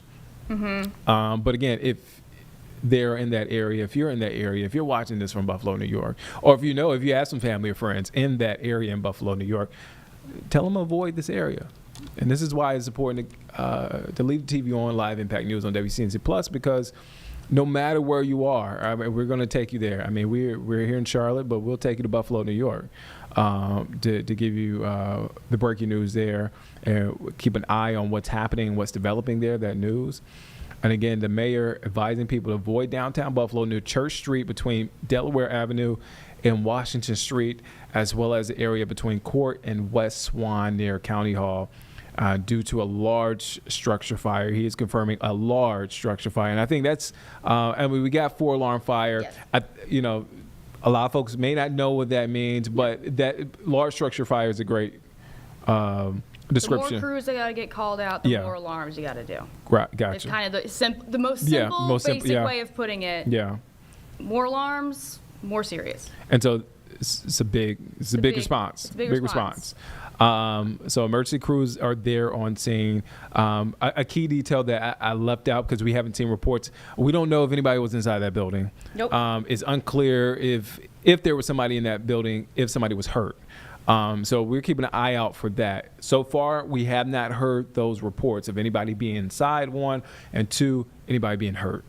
But I'm looking. I'm going back and forth. Like I have my eye on this live picture, and I'm looking at the tweet because the views are just completely different. I'm gonna go back to this view. This is the view from Mayor Chris Scanlon, the Buffalo's mayor. He posted this on X moments ago. You see there, not as much smoke from this view from what we see. But that smoke is drifting up, and from our view up top, up and out, from our view up top, you can see a lot of smoke. So here's the view front facing of that building. And that building where that fire is a small building wedged between those two tall buildings. That's the best way to describe it. And here's the view from up top, that area back view. There is the Erie Basin Marina. Okay. Right there. And there's also the Naval Park's not too far from here. Okay. Also, I'd like to mention just not too far down 190 will be the Peace Bridge to go over to Canada. Okay. So probably the folks, our neighbors to the north, are probably seeing some smoke from their vantage point because you're across the water. I'd be curious to see some Wondering what's photos. going on. Yeah. Wondering what's going on. And this is just a question. News stations, did you guys cover across the border, or do they get their news from depending on the area? It depends on the story. Okay. Sometimes they would go over, but not. It's Okay. not a person that we serve necessarily. Okay. But, right across the border, yeah, they would be able to watch us. I Okay. don't think they count within our market per se. Okay. But it depends on the story, and yes, we would go over. Okay. Because I was tempted to see if any of those folks had some reporting pictures or whatever, but yeah, like right across over the border, Old Fort Erie. Is right there. And again, I know it sounds like I'm phrasing everything as a question. Carlene has experience, has worked in that market as a producer, so well aware of this area and what is there, what is happening. So yeah, that vantage point, that view of the building, we're looking directly towards the Canadian border, the U.S.-Canadian border, from our vantage point, and that smoke is blocking. That's the marina right there, and then beyond that's more water, and then it's the. Yeah. You got a little bit of distance. Yeah, a little bit of distance. But if you're at the marina and you look across, you can see it. It's And I'm looking at a map too, so it looks like it looks a lot closer. It looks like a stone's throw, but yeah. I mean, you could see. Yeah. So it's right here, referred to as the waterfront, right? Yes. Yep. Okay. This is the waterfront. Okay. I'm learning a lot about Buffalo right now. I'm like it kind of comes back to your memory. I'm like, oh my gosh, I know. I saw the water. I know exactly where this is. Yeah, this is right there in downtown. This is at the Paul William Belts building. From what I gather on the website, a law firm, personal injury law firm. Yes. This is right by Cathedral Park, Five Flags Park. So there's a few parks. Yeah. I'm not going to list them all. There's some good green space around there. And the minor league baseball field, Salem Park, or Salem Field. Salem Field. Is right there. I'm kind of navigating with my mouse around this map. City Hall is just a few blocks away, and the courthouse is not terribly far away. No. I'm looking at the map. I don't know as far as how it doesn't look far away, but there is an elementary school, Waterfront Elementary School. Doesn't look terribly far away. I'm just thinking about those kids when they get out of school, how that's going to impact routes if they have to go through downtown to get through some of the neighborhoods, to drop kids off. We're approaching the 2:00 hour, so that usually when the day starts to wrap up. The Buffalo Convention Center is not too far away from this, a few blocks away from this building. Most convention centers usually have something going on during the day. Yep. And there's also hotels and restaurants too. So folks, yeah, there's a casino that's not too far from here. I said Key Bank Center. That's where the Sabres play. It's not too far from here. You've got Canal Side, which is this like major kind of like tourist spot in downtown. It's not. I mean, it's kind of again right near the heart of everything. Yeah. And the smoke is, I do want to mention the smoke is like coming in waves, right? Like, Right. It's it- easing, and then you see some more. It's Yeah. easing, and you see some more. So And let me refresh WGRC's page. See what they have. I'm also searching for posts, maybe Buffalo Fire Department, which I Mhm. haven't heard much yet. So we're both searching We're away. Searching away. And look, this is the latest. So we do know this is a large structure fire. The mayor confirmed that. From WGRZ, the NBC affiliate there, they are reporting, Buffalo firefighters are responding to this fire on Church Street in downtown Buffalo. The call came in around 12:30 this afternoon. And again, this is on 36 Church Street between Pearl and Franklin Streets. And as you see there, a lot of smoke coming from that building. Firefighters are looking for the source of that smoke right now as we speak. There is a crew on the ground. We have been following a reporter that has been there reporting and sending back video or posting video. We've been showing some of that video. Let me check in his X account to see if he has any other details regarding this fire. He did post a video about 30 minutes ago showing the fire. And again, it's hard to tell where that smoke is coming from, but that smoke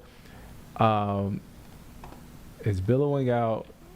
And yeah, and again, from different vantage points, it looks different. Yes, I actually have a new post. Okay. This is from the Erie County Comptroller. Okay. So this is Kevin Hardwick, and you can see here, I guess this is from a... Oh, okay. from First time the- we've seen flames. Flames, right. From the Rath building, which would be right across the way. Okay. That's Oh. the first time we've seen flames. Now, I'm not exactly sure.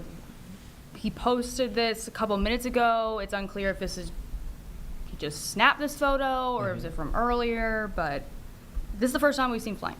Yeah, and look, because we saw smoke and we have not seen flames at No. all. So, you know, obviously the mayor has confirmed that. Other officials there, reporters on the ground, have confirmed this is actually a fire. But this is actually our first time seeing the flames. And is this coming from the? It looks okay, like the roof. Look at the roof. Okay, because Right? it looks like the roof because the building is a lot shorter. Yes, Than than the ones that are neighboring yeah. it. Yes.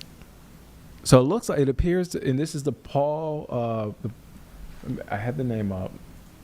I just want to make sure I'm Paul seeing. William Belts LLC. Yes. Law firm. Law firm. Yep. And from their website, personal injury law firm at that. And again, I guess let's see what is beside this building. Because get a view. All right. So I'm looking at this.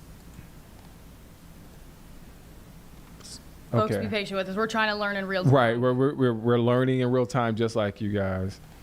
All right, so,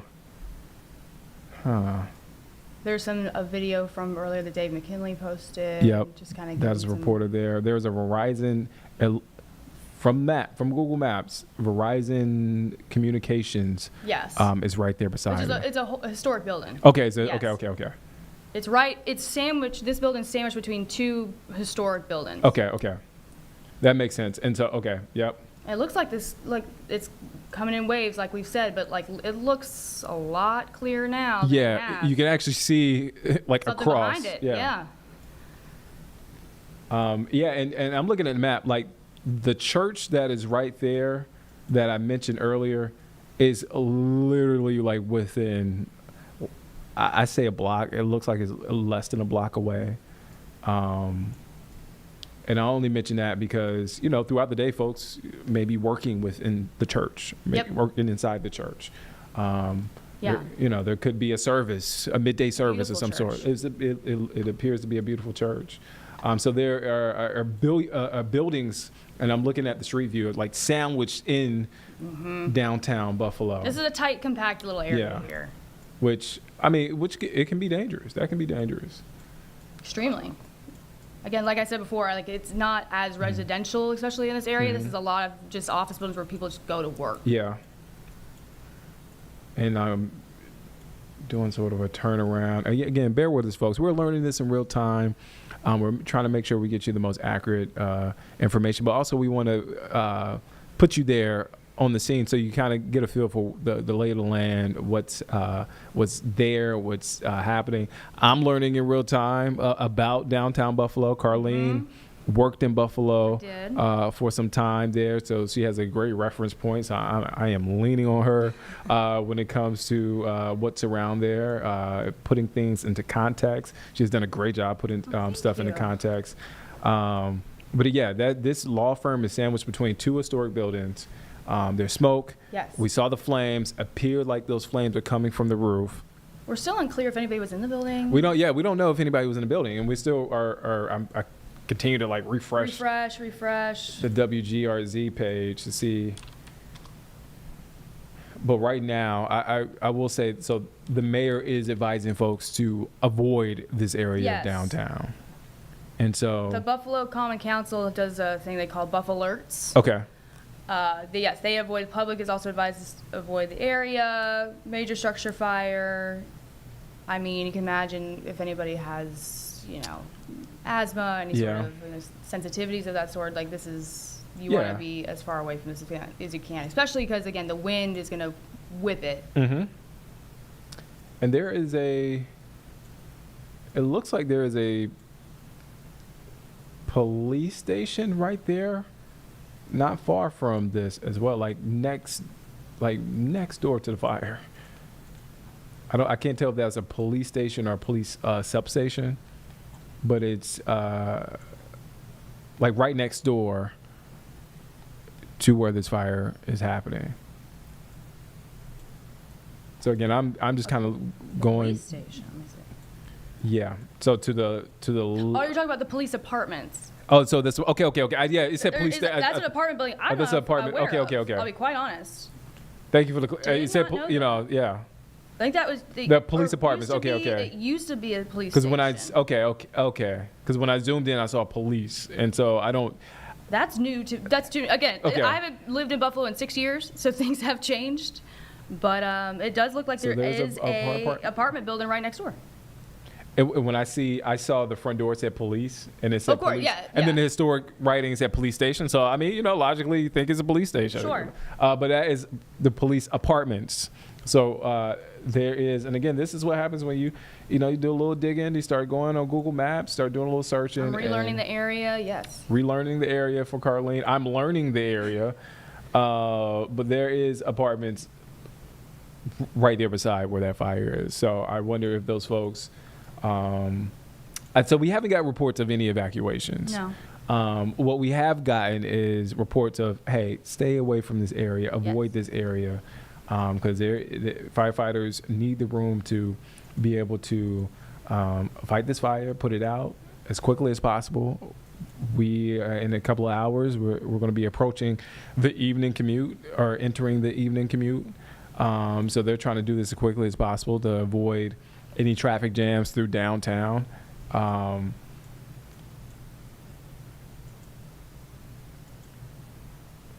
again, you may hear my mouse clicking because I'm clicking and searching and refreshing at the same time. Again, you're looking live. This is a live look. If you're just now joining us, we are nearing the top of the hour. We're nearing 2 o'clock.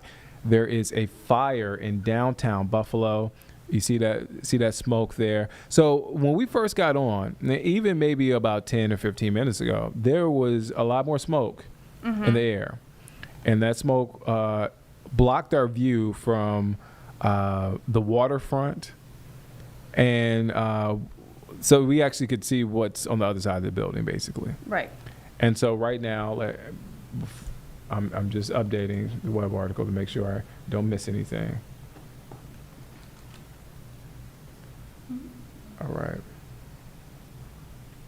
Again, crews are still working to find out the source of this fire, where, how it started, if anyone's injured. We're continuing to follow this. Okay, so we're going to continue to keep an eye on this fire in downtown Buffalo, but we want to shift over now to Raleigh. Right. This is the House Regulatory Reform meeting happening right now in Raleigh. Okay, let's take a listen in. On that, if you don't mind. Okay, I just want to make a comment. You see what kind of quality we have in our staff? Yeah. They're not the best. I mean, this is really awesome. So, Representative Rodeo. Yeah, way to go. It's a team effort. We took a lot of work. So basically, from your experience with these reviews or similar type of reviews, it just plain takes that long to find out the answer, right? Kyle again. Yes, sir. Thank you, Mr. Chair. Kyle Evans, Legislative Analysis. I will just read to you the time it took for the last 6 IBTs to be issued certificates. So Brunswick County, it was issued in 2013. That took 4 years, 9 months. I think this is the Greenville Utilities Commission. It took 4 years, 11 months. That was in 2010. Carr Lake, which has its own things going on with the Army Corps, is 6 years, 10 months. That was issued in 2015. Pender County, it took 2 years, 4 months. They do have access to a truncated process in Pender County because they're coastal counties. And then Union County, as you may know, that certificate took 3 years, 9 months, and that was granted in 2017. And then Cary Apex did take 18 months in 2015, but that was a modification. And again, that's a truncated process. Representative Bell, question? And Kyle answered part of my my statement, and I was not going to ask a question.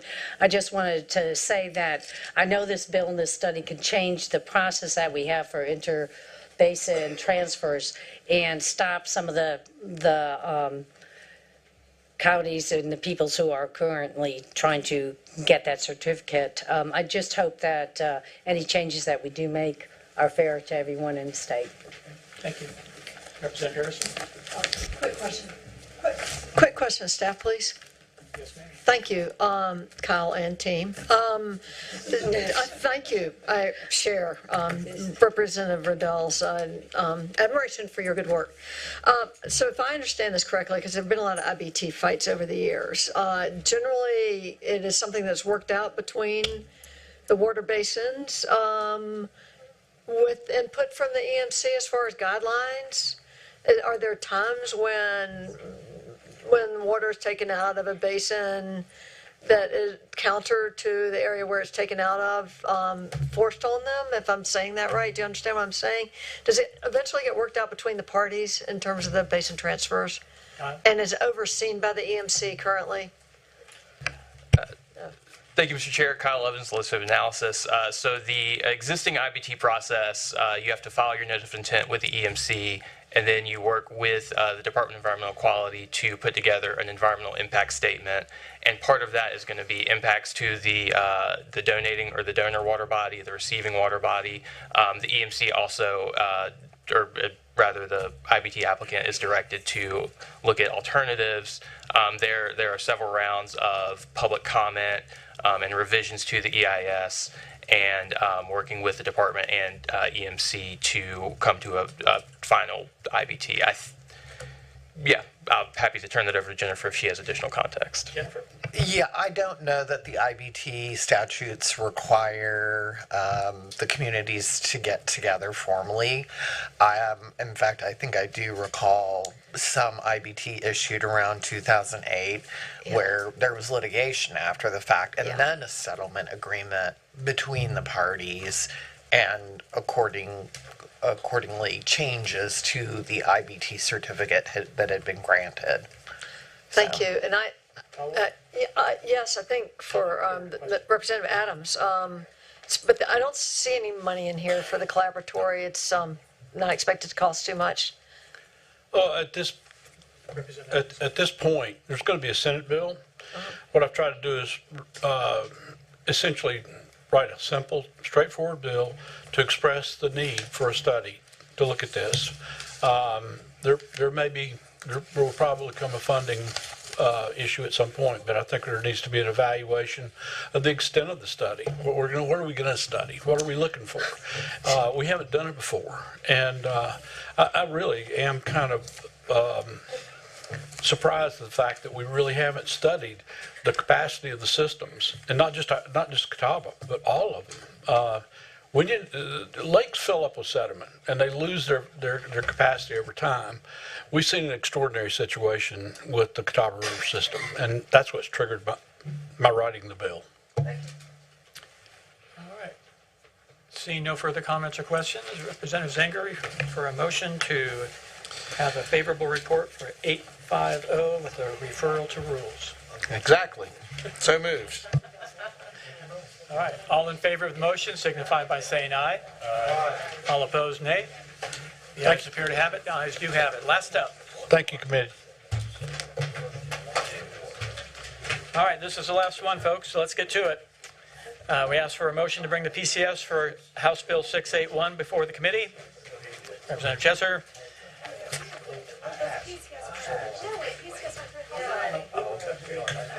Right, PCS?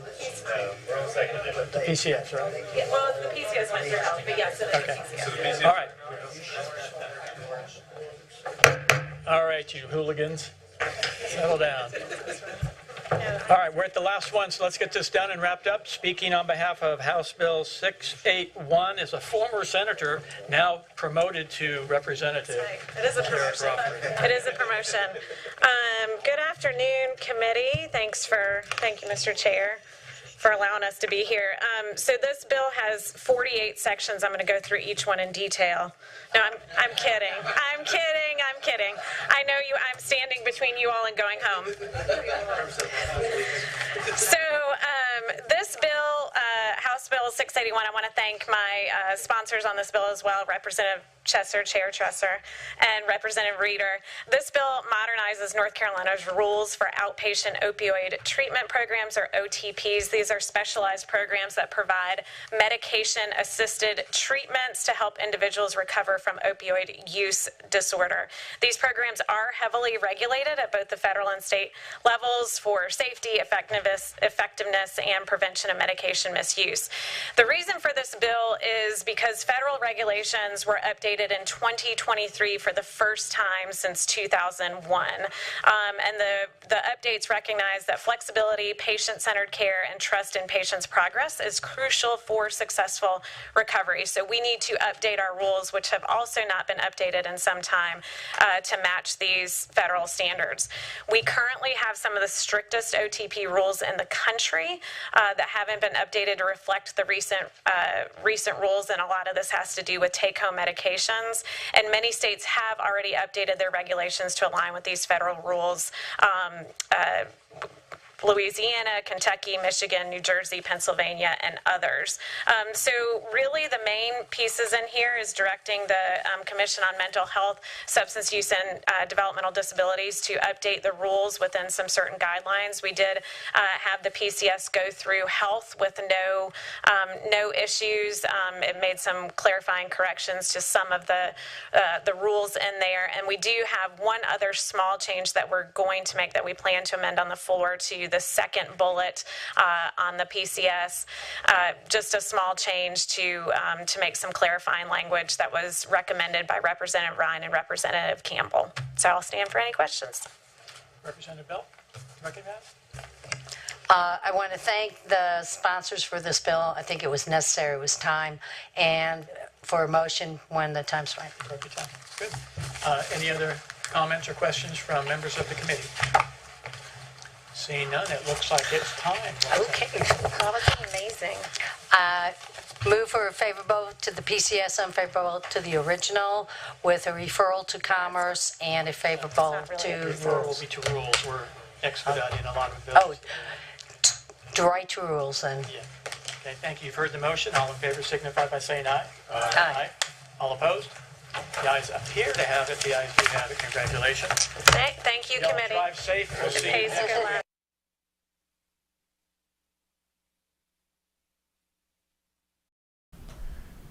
All right, you're watching Live Impact News on WCNC Plus. I'm Nick Sullivan. You're just watching a regulatory House committee there at the North Carolina Capitol in Raleigh. All right, so let's shift gears. So another beautiful day, a warm day outside from this morning. I haven't been outside since this morning. I need to. Yeah, Joe, you got to tell us, how was it? It was lovely. It's lovely. It was quite nice. It was the perfect amount of heat. I was very happy on my drive in. Oh man, I gotta make a trip outside. You gotta do a walk. Just get out there all day. All right, here's meteorologist Chris Mulcahy with a look at your forecast. Well, good day, everybody. Meteorologist Chris Mulcahy here, and we're looking at more clouds increasing through the afternoon. Already seeing signs of this. Is what I'm talking about. You're going to see a lot more of these as we continue hour by hour through the day. Upper level clouds for now, and then a mostly cloudy end to the day. 86 degrees, that's our pinnacle for today, so just a little bit cooler than yesterday. Still a decent one, a little stickiness to the air, but also it's a little less humid as well. And this is what's the scenario for today. There's a slight chance for a severe thunderstorm right along the Tennessee border, but everyone that lives pretty much west of 321 could see some rain and some storms. A lot of this starts to die out as it gets to the I-77 corridor, and then we will see another round possible late evening heading to around midnight, and that also starts to fade out. So 2 technical rain chances, but the further east you go, no rain for today. Overnight tonight, there could be a few spotty rain showers greeting us into tomorrow morning. Down to 65 degrees under mostly cloudy skies. 64 for your Saturday, and then we see more of the 50s start to return heading into next week. Here's what's going on. We have a front that finally starts moving. It's been sitting in place through the central United States, bringing rain shower upon rain shower. That's why there is historic rain values that have been falling in Oklahoma and northern Texas. Well, now that's sliding its way further off towards the east. I don't think that we're seeing that much rain over a longer period of time for this to be really a huge flood threat. Maybe more so for our mountains. They do have a low risk for some flash flooding heading into your Saturday, but we start to see a lot more rain chances this gets a little bit closer, because one of two things happens. One, we start to see more moisture that starts to ramp up, and once this front gets to us, it drives it all up into the atmosphere. That's why usually when you have a front or a prefrontal boundary, there's a lot more widespread rain, and that's actually what we see on Saturday. Now, the biggest deal that we've been seeing for our changes in the forecast is it keeps slowing down. If this thing was flying, it would be here on Friday, and then we wouldn't have to worry about it for the weekend, but it actually slows down and also stalls off towards the east. So for your Saturday, we're starting to see more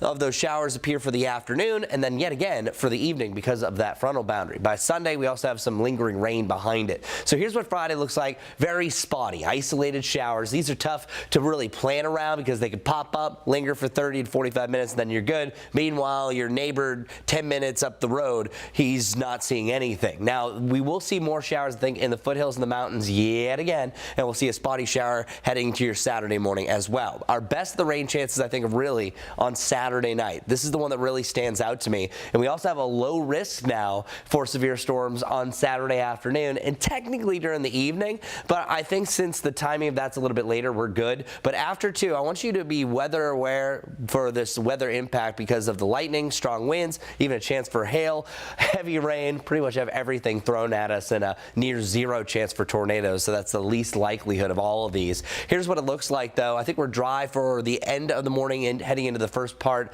of the afternoon, but right about 1 to 2, things really start firing up. Some areas will see storm after storm after storm. Others are kind of waiting for it to rain, and maybe one of the big ones appears. But it's during this window, during the afternoon, that I think that you have the best chance for an individual cell to turn into a severe thunderstorm warning. Keep that in mind with some gustier winds. But then the rain starts to take over, almost a conveyor belt where most of the rain's going to fall by your Saturday evening. Now, the rain timing can still change. It's changed each and every day because that front can't make up its mind how fast it's going to get here. So if it continues to slow down more, it'll be more of a late overnight event heading into Sunday morning. Sunday will be a little bit cooler behind this front. Then we're back to around 80 degrees to start next week, and we should be drying out through the middle of the week. Take care, everyone. Have a terrific Thursday.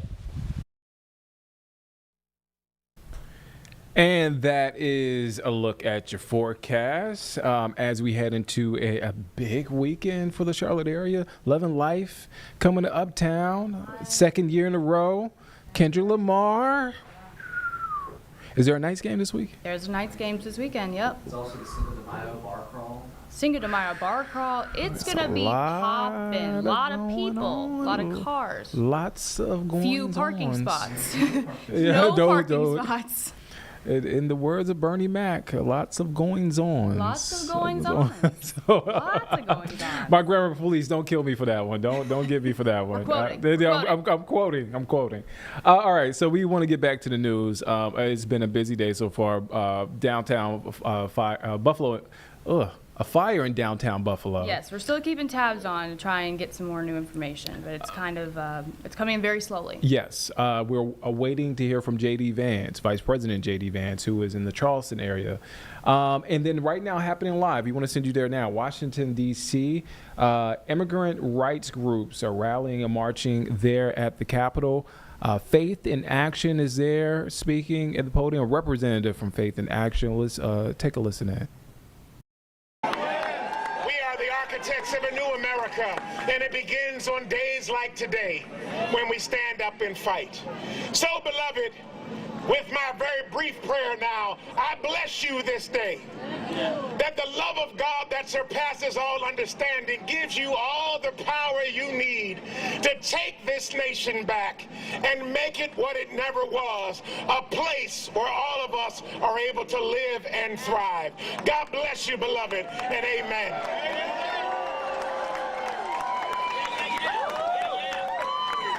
Se puede. Se puede. Se puede. It's been over a year since the tragic collapse of the Francis Scott Kid in Baltimore. That night, while most of us were sleeping, 6 brave workers were out there, repairing roads, building a future that we all rely on. On March 26, 2024, we lost 6 incredible men. Fathers, sons, brothers, friends, and members of our community. El 26 de marzo del 2024, mientras la mayoría de nosotros estábamos durmiendo, habían 6 hombres fuertes y valientes trabajando en el Francis Scott Bridge que ese día cayó. Estos no eran simplemente hombres, eran trabajadores, eran hermanos, eran familia, eran padres y eran amigos. En este momento, me gustaría que todos levantemos nuestra mano izquierda. At this moment, I'm going to ask everyone to raise up their left fist. And for us to hold a moment of silence. Y que todos hagamos un momento de silencio en honor a estos 6 bravos hombres, in honor of the 6 brave men. Miguel Ángel Luna, Minor Suazo, Alejandro Fernández Fuentes, Dorlian Castillo. You're watching Live Impact News on WCNC Plus. I'm Nick Sturtevant. There was immigrant rights groups coming together in Washington, D.C. to rally there. So, yeah, we are continuing to follow that. Again, a busy afternoon here on Live Impact News. We're still following the latest developments in a fire in downtown Buffalo. That's a look. That's a live look at the scene. That smoke starting to dissipate a little bit. We can actually see across. We could actually see, I guess, our vantage point that was blocked from the smoke. We can actually see now the waterfront. We can see. So yeah, it looks like crews had that under control. We want to shift back to Washington, D.C., where the State Department briefing is happening right now. This is spokesperson Tammy Bruce speaking right now before she takes questions from reporters. Let's take a listen in. As his ambassadors to advance U.S. priorities in each of those countries. Yesterday, Treasury Secretary Bessent also announced the signing of a historic agreement to establish the U.S.-Ukraine Reconstruction Investment Fund. This economic partnership marks a significant milestone in U.S.-Ukraine relations. This initiative will attract private sector investment, create jobs, develop secure supply chains, and drive economic growth, providing a solid foundation for Ukraine's recovery from the war. President Trump envisioned this partnership between the American people and the Ukrainian people to show both sides' commitment to lasting peace and prosperity in Ukraine. With that in mind, President Trump and Secretary Rubio have identified Ambassador Julie Davis to serve as the chargé d'affaires in Kyiv during this critical moment as we move toward a peace agreement to stop the bloodshed. Ambassador Davis is a distinguished career member of the Senior Foreign Service, holding the rank of Minister Counselor. With a robust background in international diplomacy, she has served in pivotal roles over the last 30 years. Ambassador Davis is currently serving as the United States Ambassador to Cyprus, a position she has held since February 2023. This moment in time is one that calls for the department's best, and Ambassador Davis is the President and Secretary's choice. Also, a quick point of personal privilege.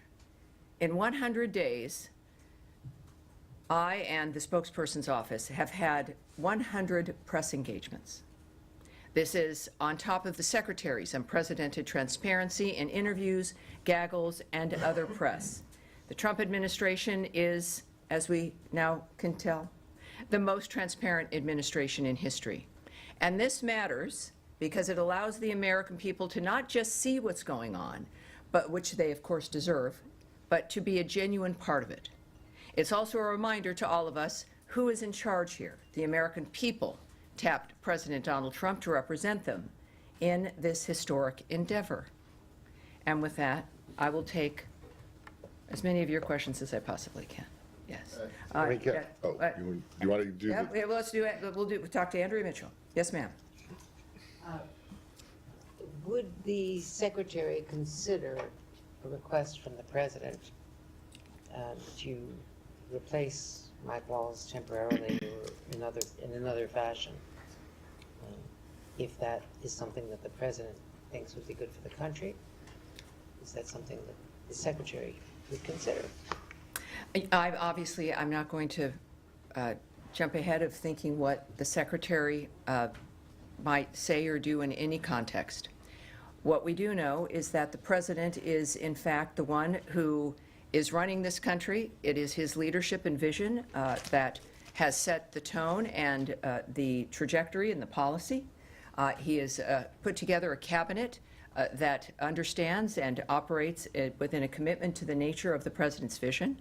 And we do know, of course, within all aspects of this, especially with foreign policy, there has been tremendous success in our foreign policy, and of course it continues. And that is a dynamic that's not going to change, but is a result of President Trump's vision and his day-to-day work in making the situation possible and functional. And of course, I would say, certainly with what we've done in 100 days with getting people to the table, the nature of what is happening with the Houthis, the fact that Iran is at the table, it is a tremendously successful foreign policy, and whatever the president decides, it will be successful. All right, now, so we've got a lot of activity down here in the first row. Something that's just come out from the president. Yeah. All right, great, terrific, terrific. The president has just written on Truth Social that Mike Waltz is going to become the new U.S. ambassador to the United Nations. Well, there you no go. longer the National Security Fabulous. Advisor. And in addition to that, he says that in the interim, Secretary of State Marco Rubio will serve as National Security Advisor while continuing his strong leadership at the State Department. Do you know how long he's going to be serving in both roles? It is clear that I just heard this from you. This is the magic. No heads up that this Well, was coming I have some insights as to the potential of certain things that might happen. But when the president, and this of course is all presidential decisions, right? So I'm with the State Department. It is, as I think would be clear to all of you, you don't want to get ahead of your skis in drawing conclusions or speculating about what may occur. And you can have a general sense of what's possible, and then you see that manifest usually. But I think the one thing I've learned is that things don't happen until the president says they're going to happen. So the fact that is, which was obviously Truth Social. Yeah, so that is the miracle of modern technology and the social media. So that is an exciting moment here. I think that, as I know Secretary Rubio, this is a man who, as I think you all know, has worn several hats from day one in managing the nature of what's happened here at the State Department, at USAID, and he's someone who's well known by the president. The president makes perfect assessments about who would implement his agenda, and in this case, he's chosen certainly the secretary and Mr. Waltz to facilitate his agenda moving forward. Not entirely surprising, I have to say, and good news for the American people. You said you had some insights that this might happen. Could you just well, I think no, I can't. But thanks for asking. Do you have any? How from the insights that you do have, knowing the secretary, sure, and knowing this building, how do you see this working, and what advantages do you see with Secretary Rubio's experience in this new role. Well, and also his experience certainly in the Senate for so long. He knows everyone in the city. He knows how the city and how the departments, how the government works. He has a great connection, certainly with, as a senator, with his constituents here in this building, with the people who work in this building, and with the American people now as they get to know him. So his experience also, really, we've seen him be at the White House several times a week. His close working relationship day to day with the president happens for a reason, because they work well together. They clearly have been in an environment where they've gotten to know each other very well. And we've seen the secretary operate with, we have to admit, these last 100 days, it's like hanging on to a freaking bullet train. I mean, it is a fast dynamic with people who have a journey that is set with a goal that has been determined. And it's staffed with men and women who understand what the agenda is and how to get it done. Now, this is, obviously the president knows everybody in his cabinet, and all those cabinet members have staffs, and every department has people that he gets to know and that make a difference in how the departments work. So when we think about how is Secretary Rubio going to do this, well, it's like, how does President Trump run the United States? You have people around you. It's not just you, right? These aren't single individuals working every day and you pulling the levers. It's about managing people. It's about assigning people to the right roles, as the president has just done. If anybody can do it, certainly with the secretary, as I've gotten to know him, it will be Marco Rubio. So, all right, now, were you finished in the sense of? I did want to ask you about the hoodies, because Secretary Hegseth had a very sharply He did. So worded let's do this. If we're, are you going to continue on this line? No, we're going to move on. All right. So we're going. Well, we've done 3 and 4, and I know. Look, this is and you are going to be all writing stories. I'm going to be fascinated to read. But I think that's pretty much as I can say about the nature of what's going to happen from this point forward today.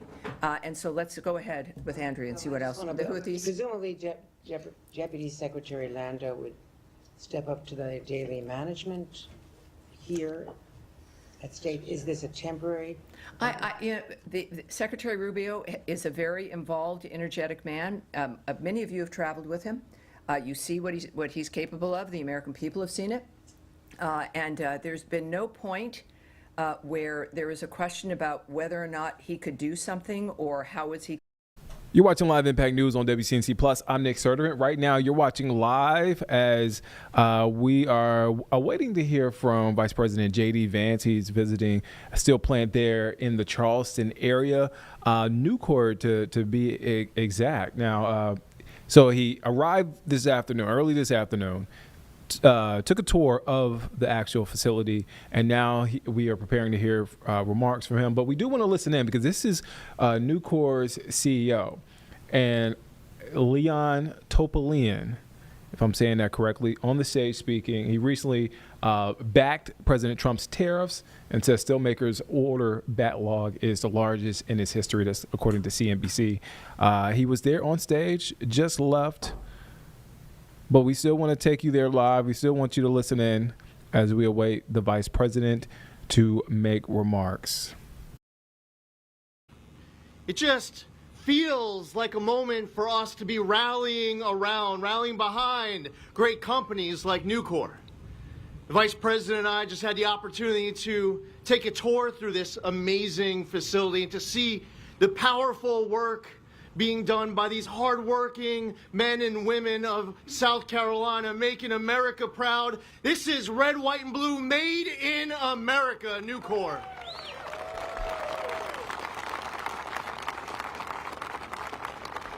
You know, the federal government should be doing nothing but helping American manufacturing. If we're seeing some new law or some regulation, some type of action that comes out of Washington, it should be an action to boost the U.S. economy. It should be an action to boost South Carolina manufacturing. We need to make sure that all of our representatives, all of our fighters in Washington, we know we have it with President Trump. We know we have it with Vice President J.D. Vance. We need to make sure that everyone in Washington hears us from Charleston, South Carolina today, that Nucor is Made in America, and 2025 is the year of Made in America.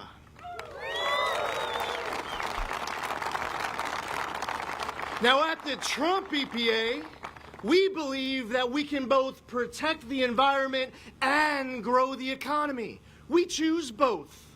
What we just announced on March 12th will amount to the largest deregulatory action in the history of the United States of America. One agency, 1 year, trillions of dollars of relief. That is the Trump EPA delivering for South Carolina and delivering for the United States of America.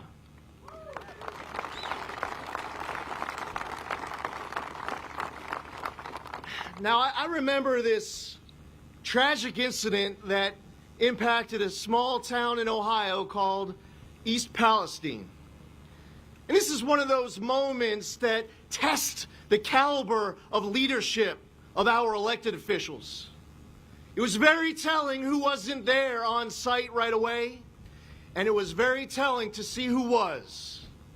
And those residents in Ohio learned very quickly that they could pour all their trust and their faith into their junior senator of Ohio, the man who had just taken the oath, but needed no guidance, needed no advice on where he needed to be. He went straight to East Palestine, Ohio, and he has led that community back to greatness, as he is doing now with President Donald Trump, to lead America back to greatness. What a great job we have witnessed from our Vice President, J.D. Vance. Do you agree? Absolutely. Ladies and gentlemen, we have a vice president we can be so proud of. The man is smart, he's courageous, he is fearless. He'll take anyone on because he knows where he stands. He has it in his gut, that understanding of right from wrong. You spend a minute with J.D. Vance and you realize how real of a leader we have. What a great decision that our 47th president made when selecting our next speaker, your special guest, to be his vice president, to be America's vice president. Let's give him a warm South Carolina welcome to our vice president, J.D. Vance. Why don't we liberate these United States? We're the ones who need it worst. Let the No, it's copyright video.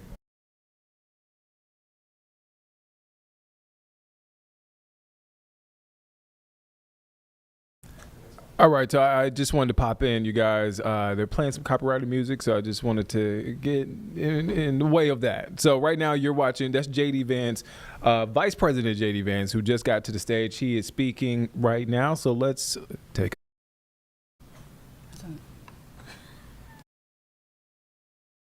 So after I talk, do you have to go back to work, or are you done for the day? You got to go back for work? Well, what if I give a 7-hour speech? Do you have to go back to work then?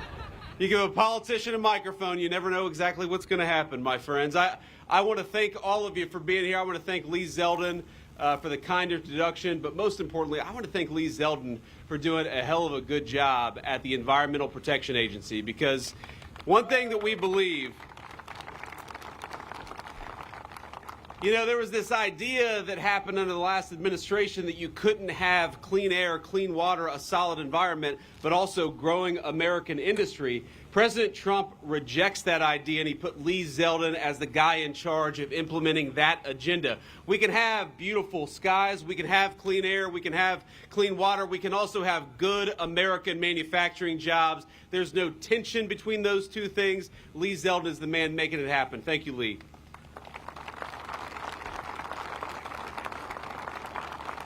I want to thank the great Lieutenant Governor of the state of South Carolina, Yvette, LG, where are you? There you are. Thank you for being here. I want to thank Congresswoman Mace and all the state and lawmakers and other elected officials who are joining us here today. You guys have got great public officials in the state of South Carolina. We're proud of them, right? They're doing a hell of a job.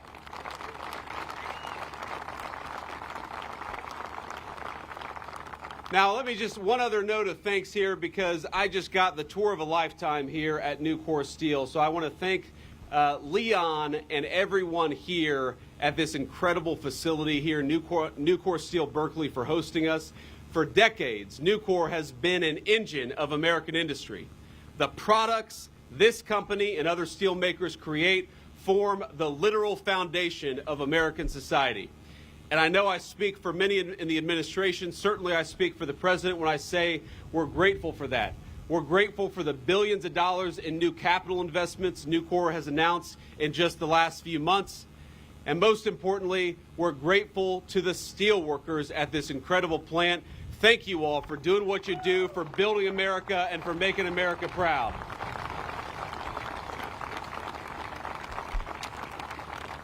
Now, I have this great speech prepared, and I'm very excited to give it, but it's very windy out here. And you see this teleprompter here, it's waving like a beautiful American flag. And so we'll see if I have to go off script here. It'll make it'll make the communication staff a little bit nervous, but I got to tell you, you all know the reason why I'm here. Number one, it's to celebrate the great steelworkers behind me, in front of me, but it's also to celebrate 100 days of the Trump administration. We hit the 100-day mark, and what a 100-day mark it was.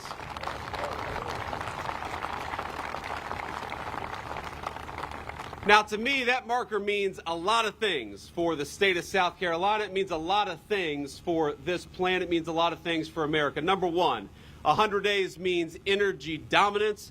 We have started drilling. It means cheaper gas, and it means America that is self-reliant.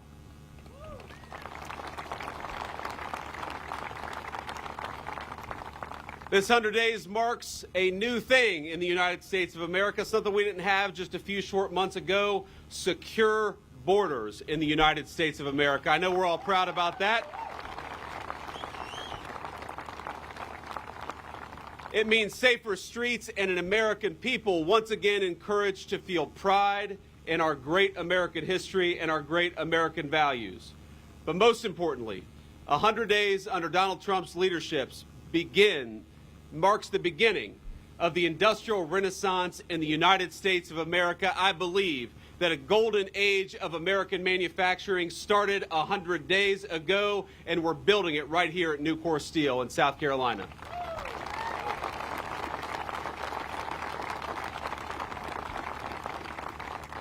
And I want to celebrate everybody here. I want to celebrate the work you do.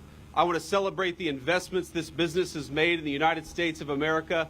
I want to celebrate the incredible things you build for the United States. And it's funny, I got a great plant tour here, and I went to a couple of different places, and one of which they said, you know, if things start to go wrong, press the red button. And I looked over at John, and I looked at Seth, who was giving me the tour, and I said, man, I'm going to cost you guys a lot of money if the vice president comes here and screws up and doesn't press the red button when he's supposed to. And you know what the leadership of this facility told me? They said, you know what? Even if the vice president screws up a little bit and costs us some money, we're going to make so much money from Trump's golden age of American manufacturing that you guys will end up ahead in the bargain. And I thought, that's not too bad.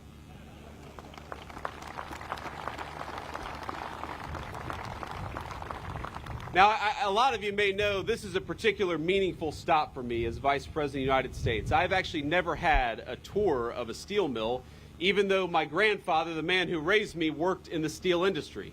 He was, for 40 years, a welder at Armco Steel in Middletown, Ohio.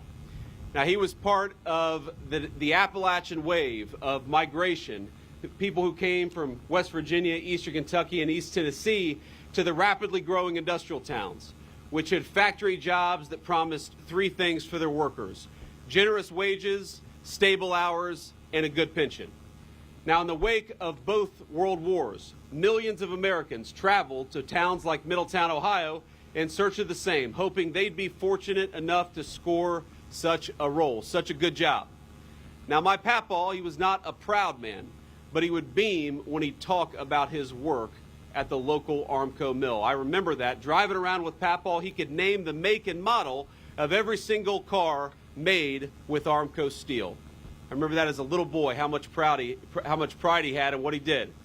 And having met a few workers here at Nucor, I hope you all feel the exact same pride in the steel you produce and in the products that come out of it.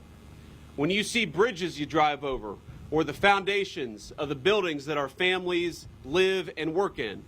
When you see a lawnmower, a water heater, a kitchen appliance in your neighbor's homes or in your home, I hope every single one of you, you guys and you guys in front of me, feel a sense of pride, however small, because these are the products that actually make America work. These are the products that make our citizens' lives better.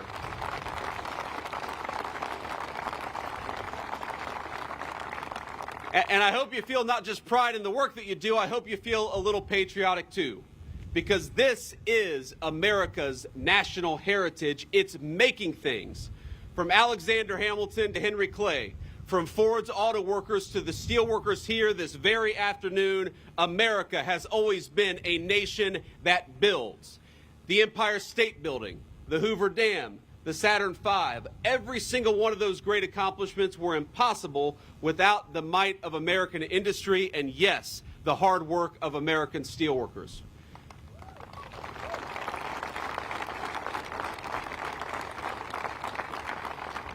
But let's be honest, for a couple decades, though, our leaders forgot about that core part of American national identity. They decided that America would no longer be a manufacturing power. Instead, we'd let the rest of the world make the necessary things that we needed for our homes and for our families. And when a nation decides to deindustrialize, my friends, you know what else it stops using? The intermediate goods central to that manufacturing, the things like steel that you all make right here at Nucor. So we stopped making the things that we needed. We stopped making as many cars. We stopped making appliances. We stopped building new homes and buildings, so the cost of housing skyrocketed in our communities. And even this company, Nucor Steel, you know what the leadership told me just a couple of short minutes ago? That there was a West Virginia facility, a beautiful, high-tech Nucor manufacturing facility making great American steel and giving workers good jobs in the process. That steel facility, that project, sat idle for years under the Biden administration's crushing environmental regulations and environmental rules. So when our leadership decides that Americans don't want to make anything, you know what we do? We cost great businesses and great corporations like Nucor a lot of money. We cost great workers their wages, and we cost a lot of people their jobs. And that was the policy of the administration that came before us, but I'm proud that we are now 101 days into an administration that wants to invest in you, that wants to build the future with you. And when Americans see a beautiful bridge or a beautiful building, we all ought to look at it and say that was made with American hands and built with great American steel, right?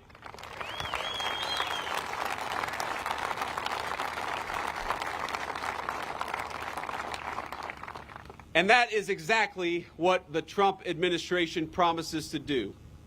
Now, I want to say that recently, we should have learned a very hard lesson about what happens when you ship all of your industries and all the things you need to countries that don't like you. Now, I learned that lesson very personally, not with steel, but I remember a few years ago, I got 3 little kids, and as you know, sometimes little kids get sick, and one of my kids had an ear infection. I went into a pharmacy, and I said, hey, I've got a prescription here for amoxicillin, and the pharmacist told me that they didn't have any amoxicillin, a drug in some ways invented by the United States of America. We didn't have enough of it for American children. That's what happens when you lose the ability to make your own stuff. You've got parents who can't get the medicine they need for their own children.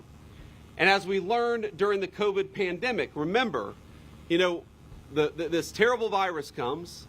A lot of people are falling sick with it, and we need hospital gowns, and we need hospital masks. We need the things that are necessary to operate an American medical facility, and it turned out all of those supplies came from the very country that set the virus loose on the entire world.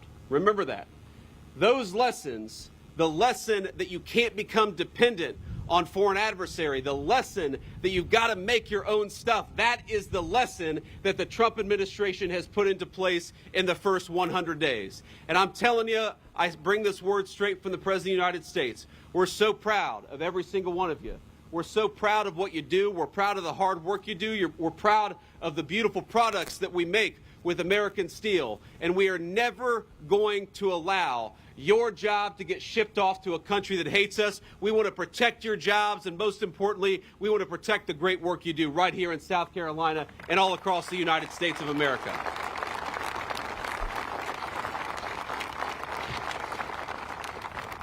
Now, you heard, I'm sure you've heard some criticism of the president's trade policies from people who ought to know better. Because if you listen to the American media, or you listen to a lot of politicians in our own country, they seem desperate to forget the very lessons that made Donald J. Trump the 45th and 47th President of the United States of America. Now, they attack us when we implement trade policies that do a very simple thing, rebalance trade in favor of American workers and American businesses instead of foreign workers and foreign corporations. I've talked to people here today who talk about expanding facilities, building new steelmaking facilities because of the trade policies that Donald J. Trump has implemented. And I'll ask all of you, the workers and the corporate leadership assembled here today, a very simple question. Do you want to ship American jobs off to the People's Republic of China? No. Do you want to rely on foreign corporations to make the things that you need in your homes and your families need every single day? So why don't we rebuild America's middle class? Why don't we rebuild American manufacturing? And why don't we rebuild American industry just like you're doing right here? And isn't it nice to have an administration that supports you for a change?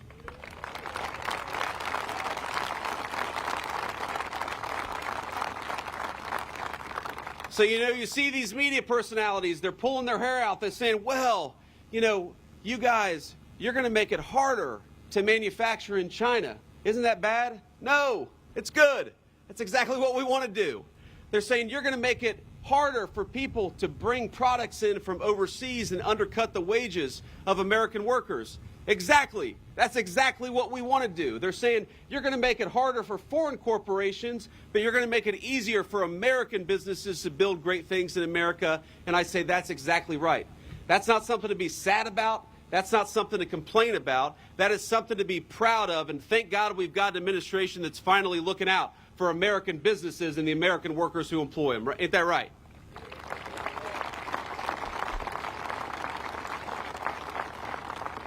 So I'm here today, and I got to tell you, it is such a personally amazing thing for a guy who was born in Middletown, Ohio, who was raised by a 40-year welder at a steel mill, to be able to come to this beautiful facility as the Vice President of the United States. And I can't help, thank you.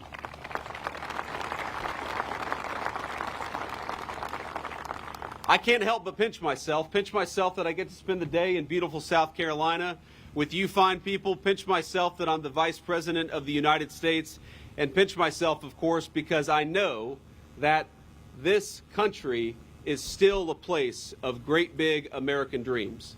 But it's only going to stay that country if we fight for it, if we fight for the jobs of the people here at this facility, if we fight to make it easier to build upon it and to build great things in the United States of America. I got to be honest with you. The American dream was not built by people selling digital advertisements in Silicon Valley. The American people was built by people like you. The American dream was built by steel makers and auto workers and people who worked with their hands. And I think another thing we got to do is we got to send a message, ladies and gentlemen. I think you all know this better than I do, but I learned a little bit today that you all don't just work with your hands, you work with your heads in amazing ways. This is an incredibly high-tech facility. I'm sure you all are amazed at how much you can do. You got about 1,000 workers here, and they're earning great wages and doing a great job. How much those 1,000 workers can do to build the American dream of the future. It's an amazing thing. And so I think we got to send messages to our young people that the most interesting work, the work that's going to challenge your mind but also allow you to work with your hands, is found at American steel mills right here at Nucor Berkeley in South Carolina.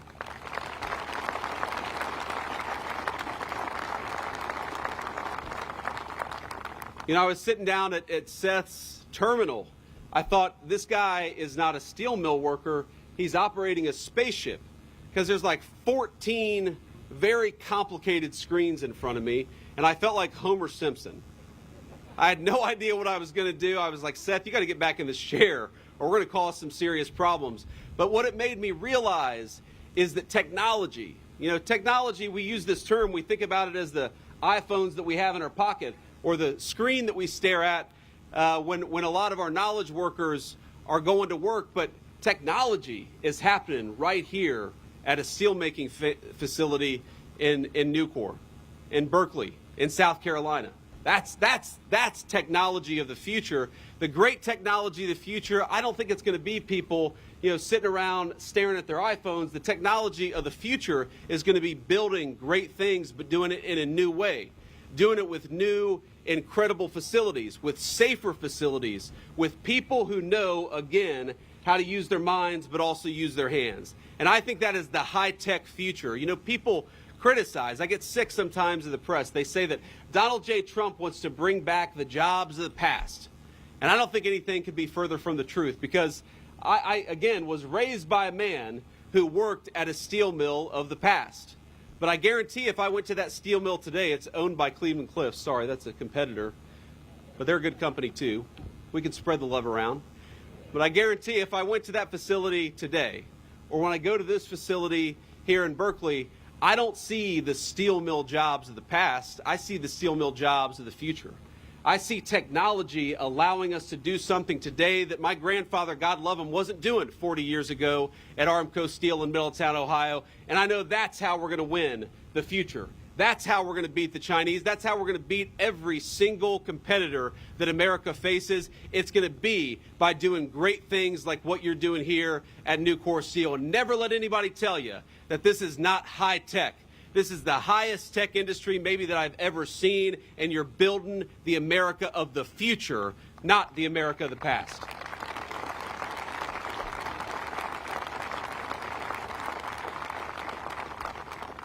So let me just close by saying, my friends, I think that the great American manufacturing comeback has begun, and the world has started to take notice. In just 100 days, the president has attracted trillions of dollars in commitments for new investment in America, including some from Nucor Steel. Just yesterday, we saw that business investment in the first quarter of the United States economy, business investment grew by 22%. That was just in a few short months. That's a big number. And we know that with all this additional investment is going to come hundreds of thousands of new, high-paying, high-quality jobs. We're going to see new jobs in artificial intelligence, in deep-water oil production, in chip fabrication, in pharmaceutical factories, research labs, supercomputing facilities, and, of course, in great American-made steel. But the idea is very simple, and the principle is even simpler, that we want to grow up in a country. We want our children to grow up in a country where the things that they need are made by their neighbors and not by foreigners who hate their guts. Where the critical components of American industry are built right here in the United States of America, not in some far-flung region of the world that we can't depend on. And where American jobs for people who are willing to work hard and play by the rules, pay a solid wage, allow you to buy a home and start a family, and where you're proud every single day, just like my grandfather was, of the things that you built with your hands, but also with your minds. I hope that you all are proud, because I am certainly proud to stand here with great American steel workers, and every single day from this day forward that I go out as Vice President of the United States, when I look at those tall skyscrapers or I look at those beautiful bridges, I'm going to remember this day and remember that you guys are building the future of this country. I'm proud of you. We're rooting for you. The President of the United States is going to make your life easier every single day. We had a good start, 100 days. But for the next 1,300 days, President Donald J. Trump and Vice President Vance, we're going to be fighting for you, fighting for your jobs, and fighting for the future that you want to build for your families. God bless you all. Thank you for having me.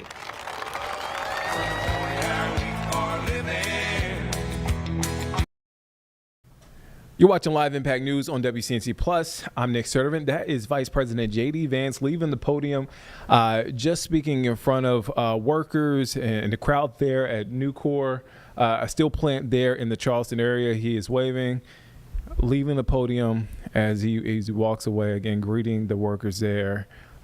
He just wrapped up that speech in the Charleston area. Carlene, busy day, a busy afternoon. Hey, look, before we move on, before I got to use a little bit of ounce of energy, I want to say this.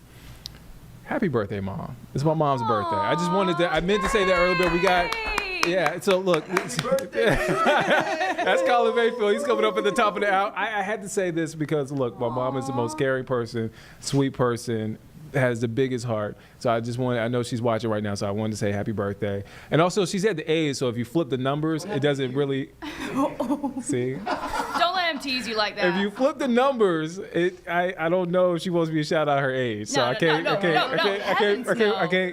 flip the numbers. Goodness, no. Okay. I'm not going to flip the numbers. All right. I just want to add that, Mom. I just want to say happy birthday, Mom. It's a birthday. All right, let's get serious, guys. Let's get serious.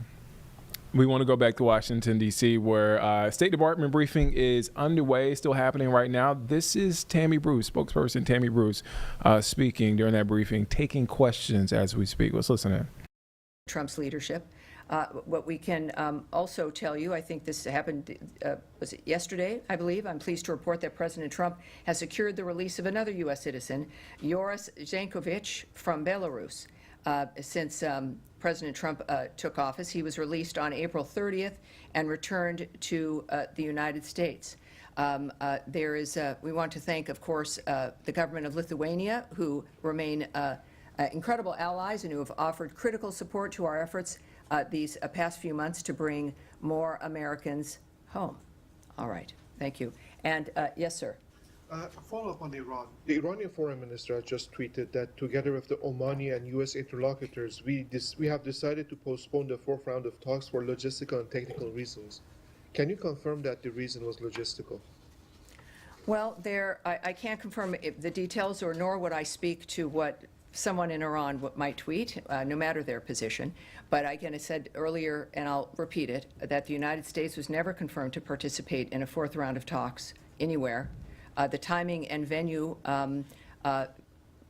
there could be one in that it would take place in the near future, but we won't discuss the where or the when. So it's what the Russians would say, or what the Iranians might say, or anyone who would tweet is, of course, not something I can speak to. But I can tell you that from what our people say and what our envoy says, is that I guess something would take place in the near future, and as soon as we have those details, we'll let you know. And it's a very big day. That is going to be it for me. Thank you, everyone. It's a beautiful day outside, and thank you. It got very saucy in here, and I want to thank everyone for caring about their region and their issues, and I appreciate everyone behaving as much as they possibly could. Thank you.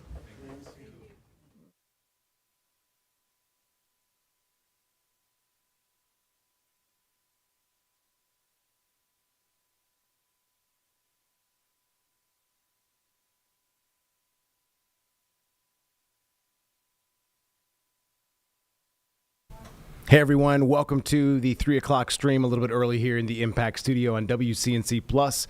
I'm Colin Mayfield. We're kind of switching out producers as we head towards the top of the hour, but we have a situation that we have in South Carolina right now near Sullivan's Island.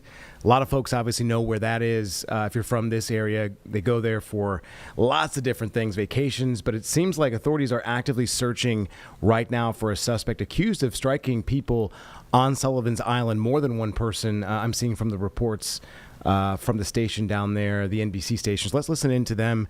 I do believe they have a reporter on scene gathering information. Is she? Okay. So this is what I have. I'll let you and Jeb kind of switch out, and I'll kind of tell people about the information that I have here from WCBD. So an ongoing, like I said, search for this suspect. Isle of Palms Police Department saying that a suspect struck multiple children with a vehicle near Sunrise Presbyterian Church and then took off. So in an update, earlier today. That was around 12:48, so right after noon.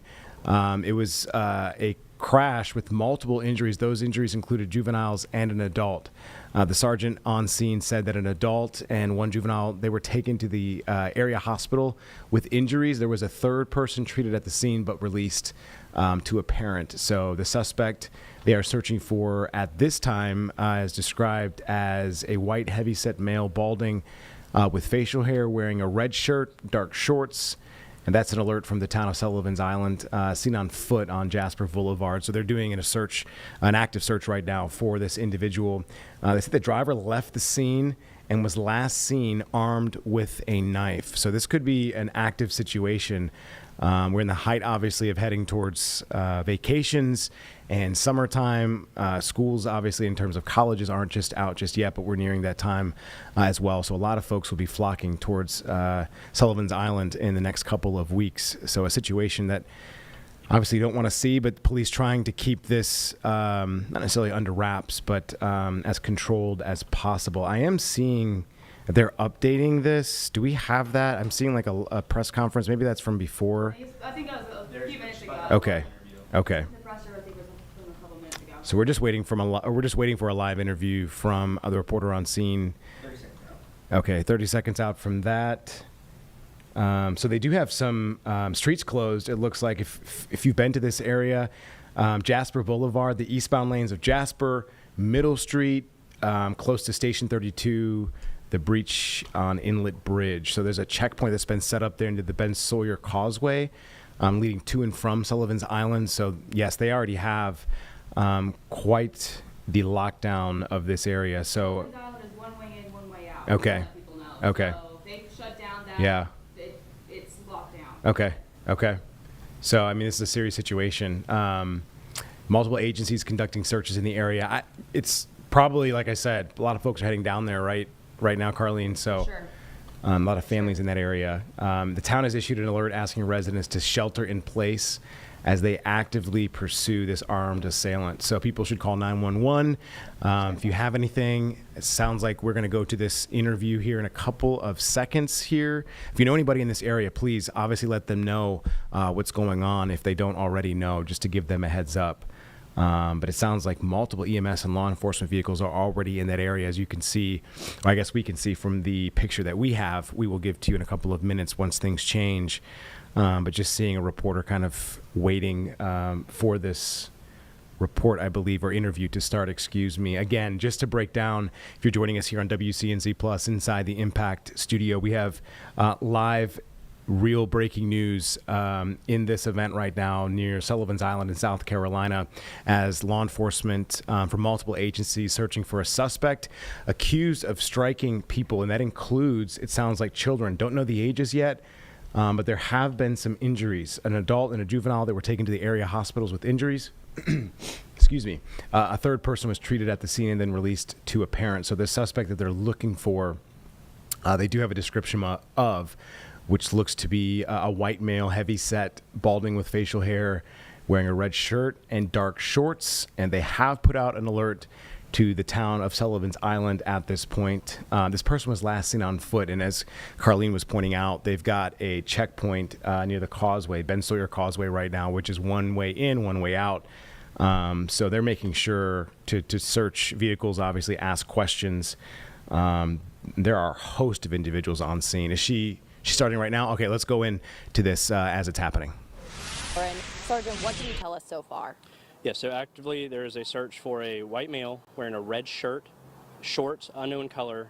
He was reported to be bald and has a beard. He was seen with a knife, and he fled on foot from the area of Jasper and Middle Street on Sullivan's Island. What do we know so far about these striking the children, these injuries, fatalities? So a call came in at 12:48 this afternoon at the Sunrise Presbyterian Church. There's an after-school program there for a wreck involving multiple injuries. Officers arrived on scene and found two juveniles that were injured, being hit by a vehicle, as well as an adult. One juvenile and one adult were transported to the hospital with injuries. One juvenile was treated at the scene and released to their parents. You're letting people on and off the island still. Are they checking cars? Do they believe he's still on the island? Yes, if you're coming onto the Sullivan's Island via the Ben Sawyer Causeway, so from Mount Pleasant on or off of Sullivan's Island via the Ben Sawyer Causeway, you will encounter a police checkpoint. They are just checking to make sure there's no suspect in the vehicle, making sure everybody's okay as this manhunt goes on. You will see officers from multiple agencies, not just Sullivan's Island or Isle of Palms. We have the Sheriff's Office, a list of law enforcement agencies from the area, so residents or visitors may encounter somebody wearing a different uniform. That's what's going on. Are you continuing to get other agencies on the scene? Yes, multiple agencies are responding as we speak. This is a very active scene. Tell me about this shelter in place. What do you want residents to do or people on the island right now? Yeah, as I said, this is an armed individual. He was last seen with a knife, so do not encounter or engage the suspect. If you see anybody matching that description, please call 911 immediately, and officers will be en route and check the area. And what's our latest update? Latest update remains the same. Suspect is on foot in the area of Jasper and Middle was the last seen location near the Breach Inlet area where Sullivan's Island and Isle of Palms meet. Multiple officers are searching. We have canine teams, we have drones, we have officers on foot, so we have plenty of officers looking and checking in the area. Anything else you want people to know? At this time, just please report any suspicious sightings or any suspicious persons. The suspect may have changed their clothing, so anybody that's just suspicious or looks out of place, please call 911. We have plenty of officers in the area that can check that out. Thank you so much, Sergeant. And we'll be checking in with the Sergeant again later. This is a developing story, and you can count on News 2 on Sullivan's Island. I'm Emma Charles. Count on 2. All right, I want to do a quick recap as we've learned some new information down in the town of Sullivan's Island. It seems like an active search is ongoing for this armed and dangerous individual. You just heard that officer talking about they have canines, they've got drones, they've got officers spread out everywhere searching the town of Sullivan's Island, literally inch by inch. It seems like they do have the Ben Sawyer Causeway, not necessarily blocked off, but there's a checkpoint there on the Ben Sawyer Causeway that's leading to Sullivan's Island, so they're making sure that they are conducting as many searches as possible. So as you heard again, that officer kind of telling folks, listen, this suspect may have changed clothes. If you see anything suspicious, just call police. So again, that goes without saying, but if you do know anybody in that area, it might be good to let them know to be aware for this individual as well, because you just never know how far this individual might have gone from the town of Sullivan's Island, with a lot of folks headed down there for summer vacation, just vacations in general. So this happened just after noon on this Thursday, and it sounds like multiple children were struck with this vehicle near a church. And then this person took off, and this person was armed with a knife. So we will continue to watch this as this is ongoing. And if there are any updates from police, we'll pass them along. But right now, there's seems like immigrant rights groups, I do believe, at a rally at Franklin Park in Washington, D.C. And then there's going to be a walk after this to Lafayette Park, which will be another rally seeking justice, fair treatment, and protections for all workers. So let's go to this as this is in session right now.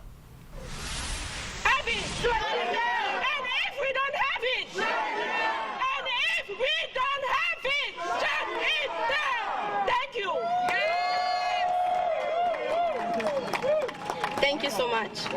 Now it's a true honor to welcome on stage someone who's not just talking, someone who's walking the walk every single day. Congressman Frost has been standing with our movement since before he took office. As one of the youngest person to ever be elected to Congress, Representative Frost has brought that energy, the heart, and the courage that we need in this moment. Familia, es un honor darle la bienvenida a un congresista quien ha apoyado nuestro movimiento desde antes de asumir su oficina. Como uno de los miembros más jóvenes de asumir cargo en el Congreso, no simplemente está hablando, sino que está caminando el camino con cada uno de nosotros. Please help me welcome Congressman Frost. ¡Sí se puede! ¡Sí se puede! ¡Sí se puede! Mira, estamos aquí para decirle a Donald Trump, deja a los inmigrantes, a decirle a Donald Trump que vamos a luchar para cada familia, cada inmigrante, cada persona en este país. We're going to fight for every single person, the human rights of everyone. See, Donald Trump wants to tell people in this country that immigrants are poisoning the blood of this nation. Immigrants are the blood of this nation. My mom came here from Cuba. I'm proud to be the first Afro-Cubano in the United States Congress. I'm proud to also come from Haitian heritage. Do we have any Haitians here? Haiti? All right. But I'm just proud to be here with you all today on International Workers' Day and on May Day, where we tell the country that we're fed up and we're done with these neo-fascists, with these authoritarian figures, blaming the problems of the nation on the immigrant and on the immigrant worker, which are essential workers, making it so that way our nation can have what it needs to succeed. Immigrants that pay more into the system than they get out. And we're here to tell Donald Trump, no more. We're here to tell Elon Musk we're not going to have a billionaire takeover of our nation, that we are America, that we're not going to sit by as this authoritarian regime tries to take over and deport people for speaking out against war, deport people and change their status because they disagree with their speech. This is why I went to El Salvador just a couple weeks ago to fight for the release of Guillermo Abrego Garcia and every other immigrant that is being held in El Salvador. Because the Republicans like to spend a lot of time talking about American exceptionalism, and then they want to take away the one thing that makes America exceptional, which is that the Constitution is not just for citizens. The Constitution is for every person on this soil, on this land. And we also have to be honest, because they're not going for every single immigrant. They're going for immigrants that look a certain way.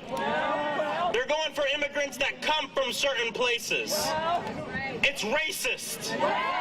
It's white supremacy in the White House. It's white supremacy in the Capitol. But here's what we have to know. They are scared and they are weak. We have to call them weak because authoritarians, when they get in power, they're never satisfied with the power they have. So they do illegal things. They tiptoe outside the law, and then they look at the people. And if the people are quiet, if the other party is quiet, they take it as a yes. They say, well, no one's speaking out, so I guess I can continue to do it. Strong presidents pass their agenda into law. He can't do that because he's a weak president. That doesn't mean harm isn't being done, but it means that our power, the people's power, is greater than those in power right now. And that's why today is so important, because it's about solidarity. And solidarity without action is just empathy. We don't need empathy right now. We don't need just prayer right now.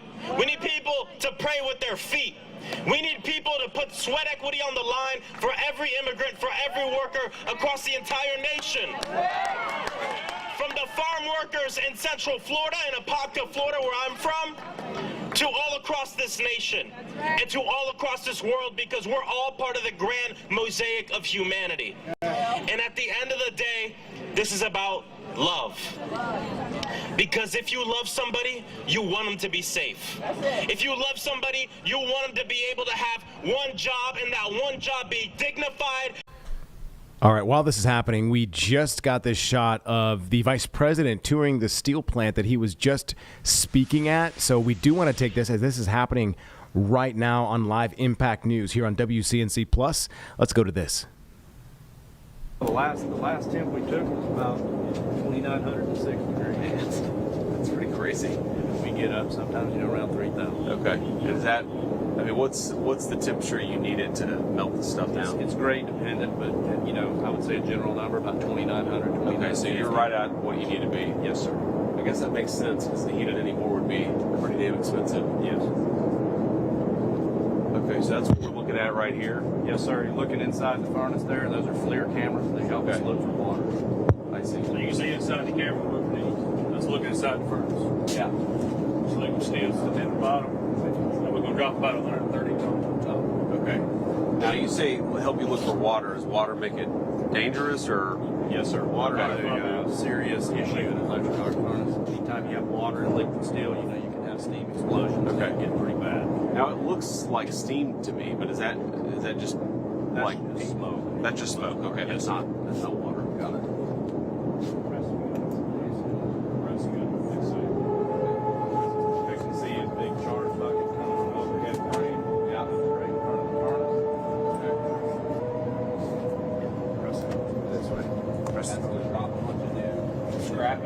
Yes, sir. 130 tons. So that will drop 130 tons of scrap. Yes, sir. Can't wait for somebody. All right, we're going to go back to this rally right now as it is happening in Washington, D.C. I do believe this is about fair treatment and protections for all workers. EIU 32BJ 1199. I know NEA is here. My mom was a teacher for 37 years. Defend public education. GASA, thank you for being here, everybody. God bless you. All right.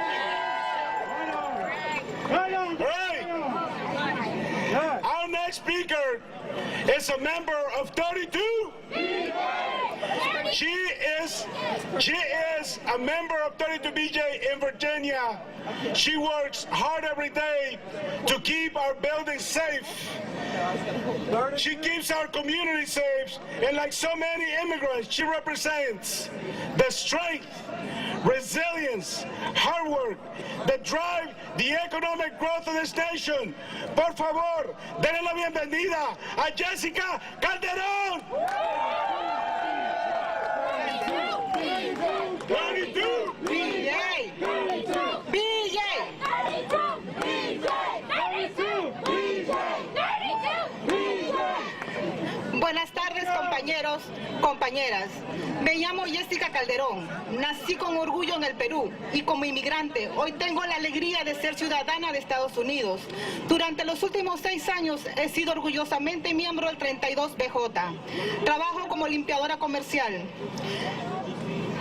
32BJ-CU es un sindicato que representa 185,000 trabajadores esenciales en la costa este. Sin embargo, conozco de cerca y lo vivo en carne propia. All right, this is happening right now. We're going to go to this discussion on the Senate floor, happening in real time. Created by the Biden administration acting outside the law. And they included none of the protections for American workers that Congress wrote into our existing programs. Thankfully, we have a new president. And President Trump has been taking action to end these illegal practices by the Biden administration.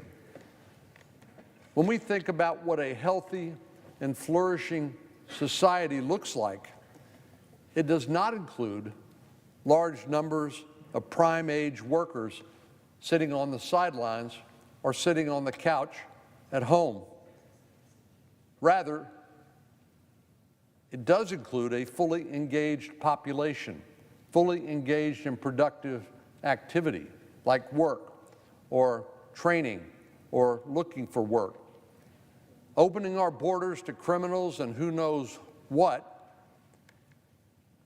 and granting them work authorizations while able-bodied adult Americans, men, sit on the sidelines, has never been the answer.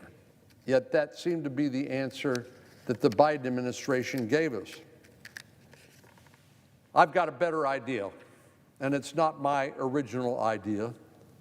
Let's incentivize able-bodied individuals who are currently not working to get back in the job market and fill these positions. If they need training, let's make sure they get the training so they can fill these good, well-paying jobs, so they can not only get off this cycle of dependency, they can support themselves and their families, they can contribute to their communities, and contribute to the welfare of our nation.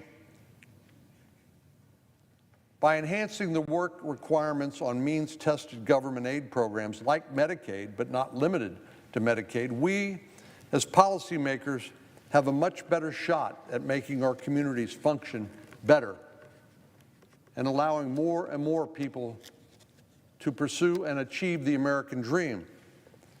Human beings were not meant to sit idle, not meant to sit on the couch and play video games all day, not meant to be dependent on others that do labor productively.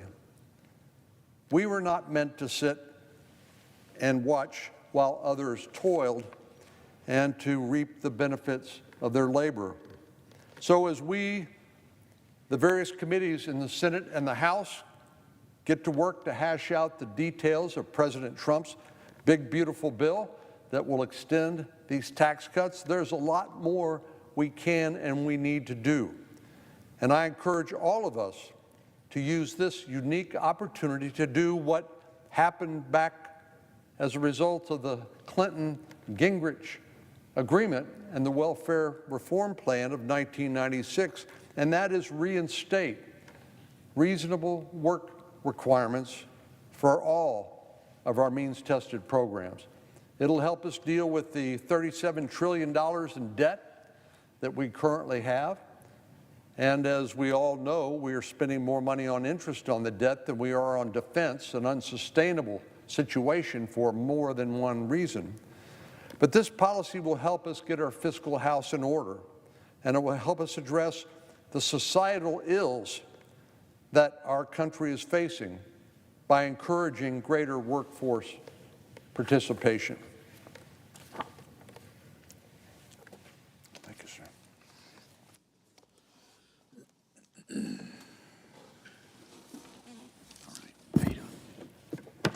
Mr. President, I ask unanimous consent that the Senate resume legislative session and be in a period of morning business with senators permitted to speak therein for up to 10 minutes.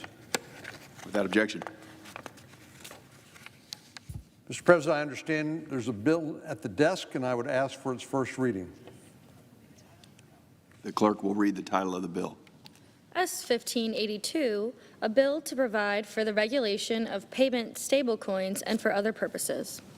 I now ask for a second reading, and in order to put the bill on the calendar under the provisions of Rule 14, I object to my own request. The objection is heard. Mr. President, I now ask unanimous consent that the Senate The bill will be read for a second time in the next legislative session. I beg your pardon, Mr. President. I now ask unanimous consent that the Senate proceed to the en bloc consideration of the following resolutions that are at the desk: S-Res 196, OU Women's Gymnastics, and S-Res 197, UConn Women's Basketball. Without objection, the Senate will proceed en bloc.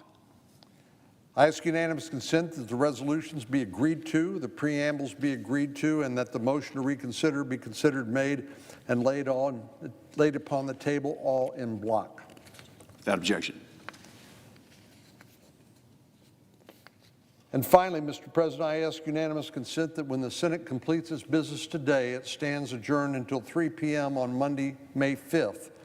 That following the prayer and pledge, the journal of the proceedings be approved, the morning hour be deemed expired, the time for the two leaders be reserved for their use later in the day, and the Senate be in a period of morning business with senators permitted to speak therein for up to 10 minutes.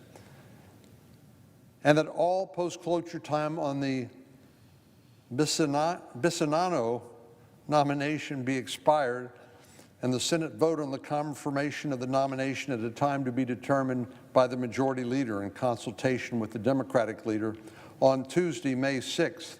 And if confirmed, the motion to reconsider be considered made and laid on the table, and the President be immediately notified of the Senate's action. Without objection.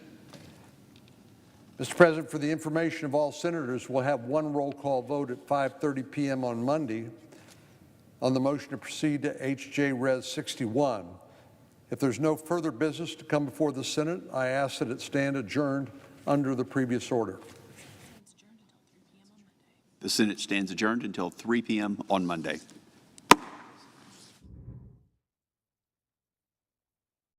All right. They are adjourned at least for this session and this discussion in Congress. We're going to go back to the immigrants' rights groups holding that rally in Franklin Park in Washington, D.C. Con beneficios y seguros médicos y mucho más. And today, I am proud to say that I have a job with benefits where I'm treated with dignity and respect and a fair wage. En este país, tengamos o no tengamos documentos, tenemos los mismos derechos. Even if you are undocumented, you still have rights. Por eso hoy visto esta camiseta con mucho orgullo. And today I am wearing this shirt with pride. Y que viva la unión y abajo la explotación. Let's keep fighting for our unions and let's let down exploitation. Ok, familia, damos por terminado este programa, but we're going to leave loud and clear and say, we'll be back! We'll be back! Hey! We'll be back! Hey! We'll be back! Hey! We'll be back! Hey! We'll be back! We'll be back! We'll be back!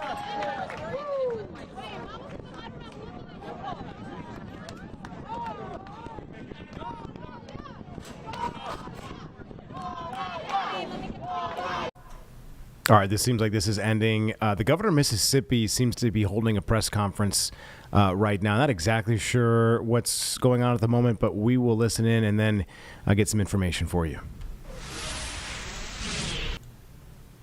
Your battery manufacturing facility in Marshall County. The reality is that the demands on our grid are going to be much greater 5 years from now than they are today, and today they are infinitely larger than they were 5 years ago. And so the timeliness of today is a recognition that we are in a great spot today. I've said before, if we see repatriation onto American shore of more advanced manufacturing, Mississippi is going to be a net winner. I believe that because we have capacity. But today's meeting really isn't about what are we doing to win the next year or two. We're going to win the next year or two. I'm confident of that. If we weren't going to win the next year or two, we wouldn't have over $70 billion in the pipeline of projects. And we're not going to win all of those projects, but we're going to win more than our fair share. The conversation today is about winning in 2030. It's about winning in 2040. And I think it's hard for politicians to think like that because, as you've heard me say from this podium many times, most politicians define the long term based upon when the next election day is. I want to define the long term for what is the best policies today so Mississippi can win 10 years from now, 20 years from now, and 30 years from now. Yes, sir. You mentioned small-scale nuclear reactors as an energy source. I know that's a space in energy technology that's seeing a lot of innovation right now. Can you just talk a bit more about what the conversations look like today, where that's concerned, and what the benefits could be for the state to have that be a larger chunk of the grid? Yeah. So the question surrounding small modular nuclear. Any conversation with small modular nuclear needs to start with this in Mississippi. Mississippi is a nuclear state. Mississippi has a nuclear reactor. Mississippi has nuclear produced power, and Mississippi has a facility down at Grand Gulf that not only produces power that is used throughout our grid, it also produces an awful lot of money, revenue for cities, counties, for school districts throughout specifically Commissioner Stamps' district. And so Mississippi is a nuclear state. We understand it. We understand the risk, but we also understand the rewards. I think the conversations today around nuclear were fascinating to me because there's a large number of technologies that are being discussed. And we're not, as a government in Mississippi, we're not going to try to pick winners and losers around which one of those technologies are going to be successful. What we are going to do is we're going to try to cut down roadblocks to getting those investors who are willing to take the risk, knock down the roadblocks so they can get something done here. And that's really where the conversation's focused today. And I think you're going to see Mississippi have the opportunity to be successful in that realm in the coming years. Yes, sir. When you say cutting roadblocks, you also mentioned faster permitting times, which is very essential in a project's life cycle. Are you talking about trying to loosen state government regulations on power generation? Can you kind of expand on that? Well, we had long discussions today about the regulatory environment, and let's recognize that we can knock down the regulations that are currently held at the state level, but the reality is a lot of these bigger, larger scale projects require federal approval as well. And so it's about continuing to build that federal-state partnership so that we can work through the challenges that exist, so that we understand best practices, so that we have conversations with the federal staff, as an example, early on in the process to make sure that we understand what their hot button issues are going to be. It's certainly working with our federal partners at the Department of Energy as well as at the Department of Interior and other places. We certainly have much more friendly conversations today, maybe perhaps, than we would have had we had this conversation a year ago. And we need to take advantage of that. Look, the reality is the conversations that we're having today, this press conference, you wouldn't have this in a lot of other states in America because they don't want energy capacity increase. They don't necessarily want to talk about the kind of things that we're talking about. They are talking about decommissioning facilities. We're talking about extending the commission of facilities. And so we're in a unique position because while there are 50 states in these United States of America, there are a lot less than 50 that want to even have this conversation. And we are one of the ones that want to have it. And obviously a lot of them are happening in the Southeast, but not unique to the Southeast. So that's where we find ourselves. I'm going to get my water.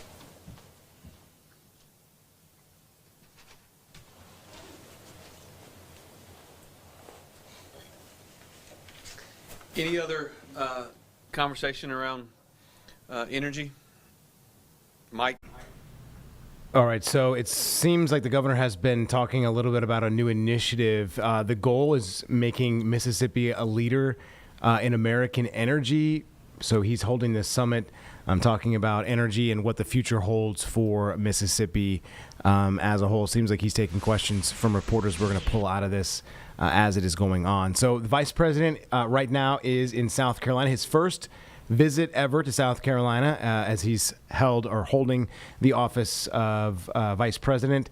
He's also with the U.S. Environmental Protection Agency Chief Lee Zeldin. So they are in South Carolina, and they are touring Nucor Steel. It's a plant in Berkeley County. We did see from some video that the vice president was also making his way around this plant, kind of learning a little bit more. And this is all about promoting America's manufacturing renaissance, which is what the president just spoke about actually yesterday, an investment into America, and it seems like people are pouring into that investment. So let's go to this a little bit earlier at Nucor Steel as the vice president was speaking not too long ago. Afternoon. How are we doing today?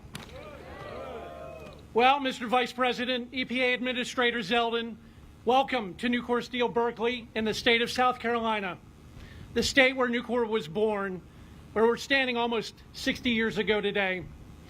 We are America's largest steel producer and the largest recycler of any material in North America. Every year, Nucor produces about 25% of the steel consumed in the United States at our 26 steel mills. We are the market leader in 12 of the 14 major steel product categories with over 300 locations across 40 states in this incredible nation of ours. Nucor is the only steel maker among the nation's 3 largest producers in the U.S. that makes all of our steel right here in the United States. Our 32,000 team members are amongst the highest paid, most productive, and safest in the steel industry. Since President Trump's first term in office, Nucor has invested more than $20 billion to grow our company, creating more than 9,000 direct jobs and over 40,000 indirect. And because of what you, Mr. Vice President, and the President are currently doing in office, Nucor will continue to invest and grow this company, creating brighter futures for those current and future team members, ensuring our nation has the strongest and most diverse steel and steel products available anywhere in the world. I was fortunate enough to start my career right here at Nucor Steel Berkeley. Nucor Berkeley opened up in 1996 and today produces over 3.6 million tons of steel every year, and some of the most advanced steels in the world for the automotive, advanced manufacturing, and appliance industries. There are approximately 1,000 full-time team members at this mill, and in the 30 years that Nucor Berkeley has been running, this mill has never been idle and has never laid off a single team member. Nucor Berkeley is currently in the middle of a $625 million modernization, including $425 million, 500,000 ton a year galv line that will supply the automotive and consumer durable sectors. Nucor is proud to help lead the manufacturing renaissance in this nation. Since the passage of the Tax Cuts and Jobs Cut in 2017 by President Trump, we have reinvested $20 billion into growing and modernizing our company. These investments have made us the world's most advanced and modern steelmaker and perfectly suited to build our modern economy. Thank you for your leadership, for the administration continuing to stand up to help level the playing field for our American steel producers. On behalf of our Nucor, 32,000 team members across Nucor who make up the greatest manufacturing army assembled anywhere in the world, welcome to the Nucor family. Thank you both for your service to this nation. And now, Nucor, can we please give a warm welcome to the Vice President and Administrator Zeldin, please. Thank you.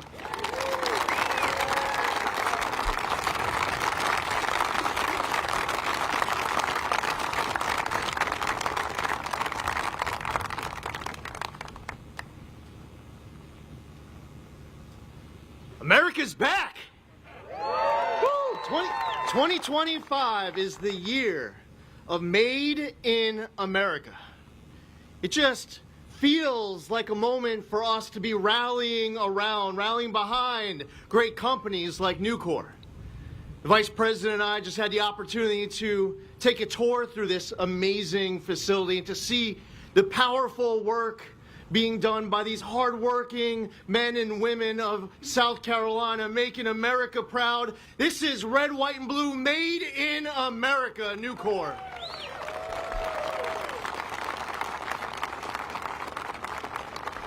You know, the federal government should be doing nothing but helping American manufacturing.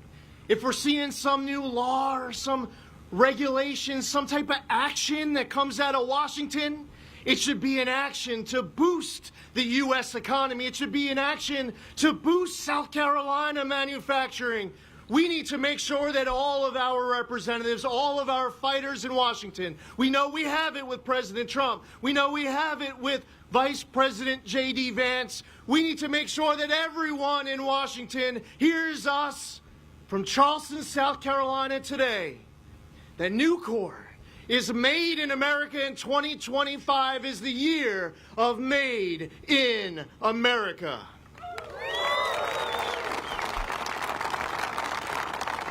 Now, at the Trump EPA, we believe that we can both protect the environment and grow the economy. We choose both.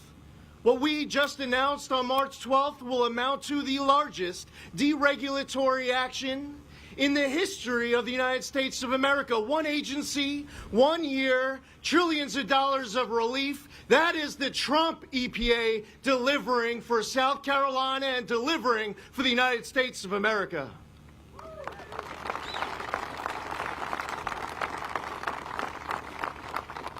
Now, I remember this tragic incident that impacted a small town in Ohio called East Palestine.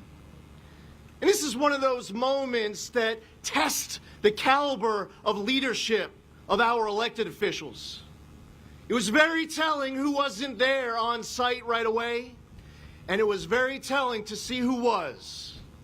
And those residents in Ohio learned very quickly that they could pour all their trust and their faith into their junior senator of Ohio, the man who had just taken the oath, but needed no guidance, needed no advice on where he needed to be. He went straight to East Palestine, Ohio, and he has led that community back to greatness, as he is doing now with President Donald Trump, to lead America back to greatness. What a great job we have witnessed from our Vice President, J.D. Vance. Do you agree? Absolutely. Ladies and gentlemen, we have a vice president we can be so proud of. The man is smart, he's courageous, he is fearless. He'll take anyone on because he knows where he stands. He has it in his gut, that understanding of right from wrong. You spend a minute with J.D. Vance and you realize how real of a leader we have. What a great decision that our 47th president made when selecting our next speaker, your special guest, to be his vice president, to be America's vice president. Let's give him a warm South Carolina welcome to our vice president, J.D. Vance. Why don't we liberate these United States? We're the ones who need it worst. Let the rest of the world help us for change, and let's rebuild America first. Our highways and bridges are falling apart. Who's blessed and who has been cursed? There's things to be done all over the world, but let's rebuild America. Wow, this is a hell of a crowd, a good-looking crowd behind me. Thank you, guys. Now, the CEO told me you guys run 4 shifts at this plant. So after I talk, do you have to go back to work, or are you done for the day? You got to go back for work? Well, what if I give a 7-hour speech? Do you have to go back to work then? You give a politician a microphone, you never know exactly what's going to happen, my friends. I want to thank all of you for being here. I want to thank Lee Zeldin for the kind introduction, but most importantly, I want to thank Lee Zeldin for doing a hell of a good job at the Environmental Protection Agency, because one thing that we believe, you know, there was this idea that happened under the last administration that you couldn't have clean air, clean water, a solid environment, but also growing American industry. President Trump rejects that idea, and he put Lee Zeldin as the guy in charge of implementing that agenda. We can have beautiful skies, we can have clean air, we can have clean water, we can also have good American manufacturing jobs. There's no tension between those two things. Lee Zeldin is the man making it happen. Thank you, Lee.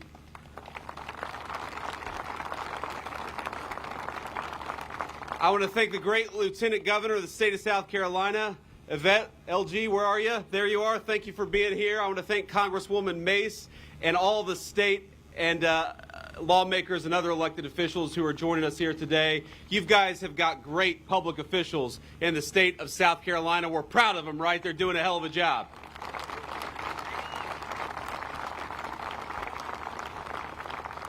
Now, let me just one other note of thanks here, because I just got the tour of a lifetime here at Nucor Steel. So I want to thank Leon and everyone here at this incredible facility here, Nucor Steel Berkeley, for hosting us. For decades, Nucor has been an engine of American industry. The products this company and other steel makers create form the literal foundation of American society. And I know I speak for many in the administration. Certainly I speak for the president when I say we're grateful for that. We're grateful for the billions of dollars in new capital investments Nucor has announced in just the last few months. And most importantly, we're grateful to the steel workers at this incredible plant. Thank you all for doing what you do, for building America, and for making America proud.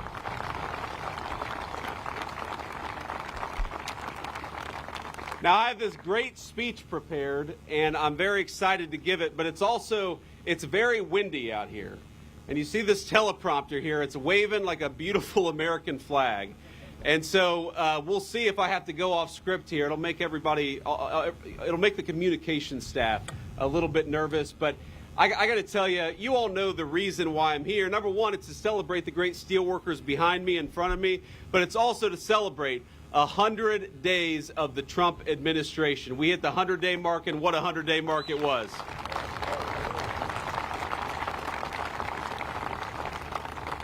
Now, to me, that marker means a lot of things for the state of South Carolina. It means a lot of things for this plan. It means a lot of things for America. Number one, 100 days means energy dominance. We have started baby drilling. It means cheaper gas, and it means America that is self-reliant.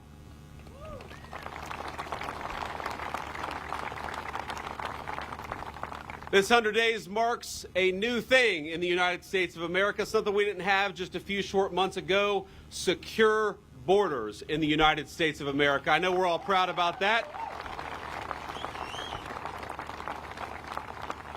It means safer streets and an American people once again encouraged to feel pride in our great American history and our great American values.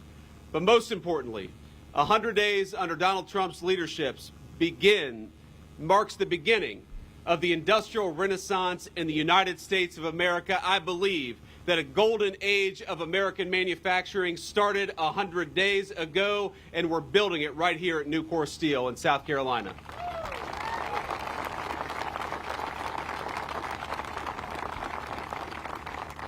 And I want to celebrate everybody here. I want to celebrate the work you do. I want to celebrate the investments this business has made in the United States of America. I want to celebrate the incredible things you build for the United States. And it's funny, I got a great plant tour here, and I went to a couple of different places, and one of which they said, you know, if things start to go wrong, press the red button. And I looked over at John, and I looked at Seth, who was giving me the tour, and I said, man, I'm going to cost you guys a lot of money if the vice president comes here and screws up and doesn't press the red button when he's supposed to. And you know what the leadership of this facility told me? They said, you know what?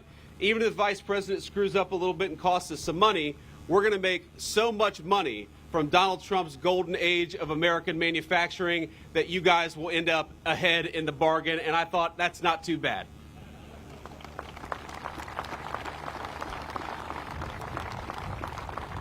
Now, a lot of you may know this is a particular meaningful stop for me as Vice President of the United States. I've actually never had a tour of a steel mill, even though my grandfather, the man who raised me, worked in the steel industry. He was, for 40 years, a welder at Armco Steel in Middletown, Ohio. Now, he was part of the Appalachian wave of migration, people who came from West Virginia, Eastern Kentucky, and East Tennessee to the rapidly growing industrial towns, which had factory jobs that promised three things for their workers: generous wages, stable hours, and a good pension. Now, in the wake of both world wars, millions of Americans traveled to towns like Middletown, Ohio, in search of the same, hoping they'd be fortunate enough to score such a role, such a good job. Now, my papaw, he was not a proud man, but he would beam when he'd talk about his work at the local Armco mill. I remember that. Driving around with Papaw, he could name the make and model of every single car made with Armco steel. I remember that as a little boy, how much pride he had in what he did. And having met a few workers here at Nucor, I hope you all feel the exact same pride in the steel you produce and in the products that come out of it. When you see bridges you drive over, or the foundations of the buildings that our families live and work in, when you see a lawnmower, a water heater, a kitchen appliance in your neighbor's homes or in your home, I hope every single one of you, you guys and you guys in front of me, feel a sense of pride, however small, because these are the products that actually make America work. These are the products that make our citizens' lives better.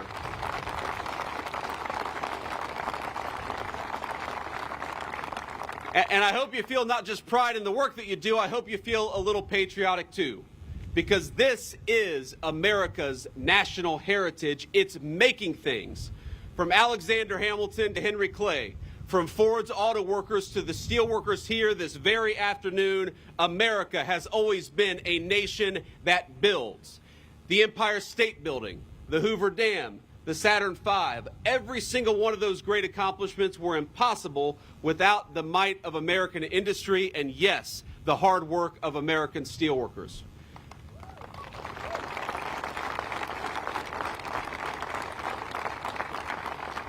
But let's be honest, for a couple decades, though, our leaders forgot about that core part of American national identity. They decided that America would no longer be a manufacturing power. Instead, we'd let the rest of the world make the necessary things that we needed for our homes and for our families. And when a nation decides to deindustrialize, my friends, you know what else it stops using? The intermediate goods central to that manufacturing, the things like steel that you all make right here at Nucor. So we stopped making the things that we needed. We stopped making as many cars. We stopped making appliances. We stopped building new homes and buildings, so the cost of housing skyrocketed in our communities. And even this company, Nucor Steel, you know what the leadership told me just a couple of short minutes ago? That there was a West Virginia facility, a beautiful, high-tech Nucor manufacturing facility making great American steel and giving workers good jobs in the process. That steel facility, that project, sat idle for years under the Biden administration's crushing environmental regulations and environmental rules. So when our leadership decides that Americans don't want to make anything, you know what we do? We cost great businesses and great corporations like Nucor a lot of money. We cost great workers their wages, and we cost a lot of people their jobs. And that was the policy of the administration that came before us, but I'm proud that we are now 101 days into an administration that wants to invest in you, that wants to build the future with you. And when Americans see a beautiful bridge or a beautiful building, we all ought to look at it and say that was made with American hands and built with great American steel, right?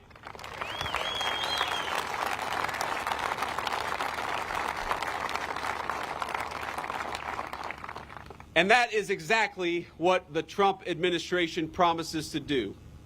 Now, I want to say that recently, we should have learned a very hard lesson about what happens when you ship all of your industries and all the things you need to countries that don't like you. Now, I learned that lesson very personally, not with steel, but I remember a few years ago, I got 3 little kids, and as you know, sometimes little kids get sick, and one of my kids had an ear infection. I went into a pharmacy, and I said, hey, I've got a prescription here for amoxicillin, and the pharmacist told me that they didn't have any amoxicillin, a drug in some ways invented by the United States of America. We didn't have enough of it for American children. That's what happens when you lose the ability to make your own stuff. You've got parents who can't get the medicine they need for their own children. And as we learned during the COVID pandemic, remember, you know, this terrible virus comes. A lot of people are falling sick with it, and we need hospital gowns, and we need hospital masks. We need the things that are necessary to operate an American medical facility, and it turned out all of those supplies came from the very country that set the virus loose on the entire world. Remember that. Those lessons, the lesson that you can't become dependent on foreign adversary, the lesson that you've got to make your own stuff, that is the lesson that the Trump administration has put into place in the first 100 days. And I'm telling you, I bring this word straight from the President of the United States. We're so proud of every single one of you. We're so proud of what you do. We're proud of the hard work you do. We're proud of the beautiful products that we make with American steel. And we are never going to allow your job to get shipped off to a country that hates us. We want to protect your jobs, and most importantly, we want to protect the great work you do right here in South Carolina and all across the United States of America.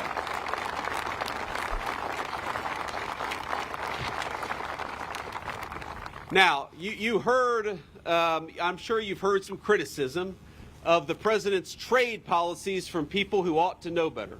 Because if you listen to the American media, or you listen to a lot of politicians in our own country, they seem desperate to forget the very lessons that made Donald J. Trump the 45th and 47th President of the United States of America. Now, they attack us when we implement trade policies that do a very simple thing, rebalance trade in favor of American workers and American businesses instead of foreign workers and foreign corporations. I've talked to people here today who talk about expanding facilities, building new steelmaking facilities because of the trade policies that Donald J. Trump has implemented. And I'll ask all of you, the workers and the corporate leadership assembled here today, a very simple question. Do you want to ship American jobs off to the People's Republic of China? No. Do you want to rely on foreign corporations to make the things that you need in your homes and your families need every single day? So why don't we rebuild America's middle class? Why don't we rebuild American manufacturing? And why don't we rebuild American industry just like you're doing right here? And isn't it nice to have an administration that supports you for a change?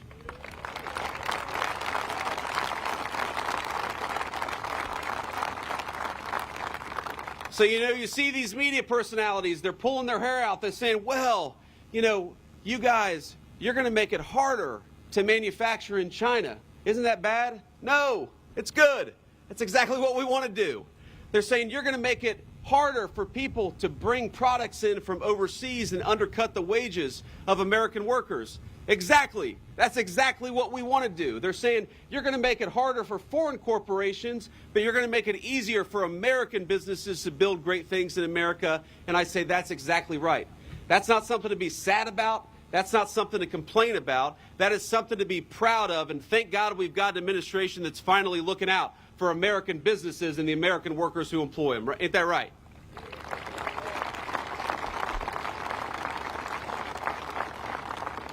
So I'm here today, and I got to tell you, it is such a personally amazing thing for a guy who was born in Middletown, Ohio, who was raised by a 40-year welder at a steel mill, to be able to come to this beautiful facility as the Vice President of the United States. And I can't help, thank you.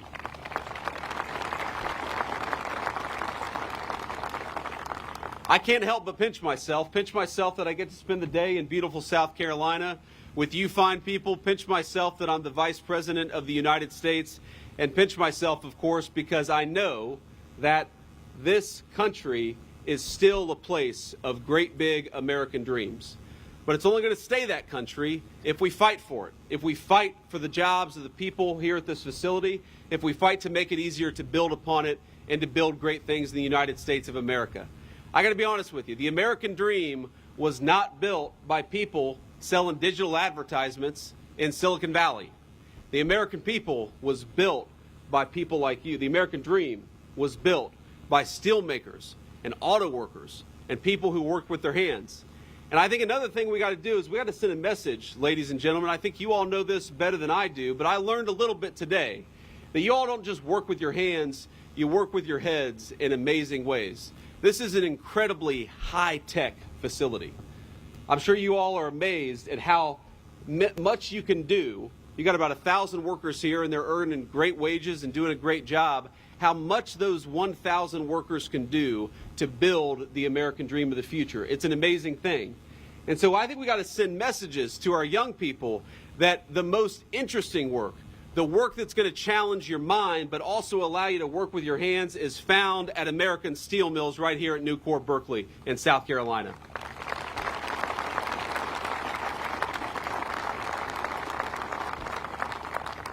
I was sitting down at Seth's terminal.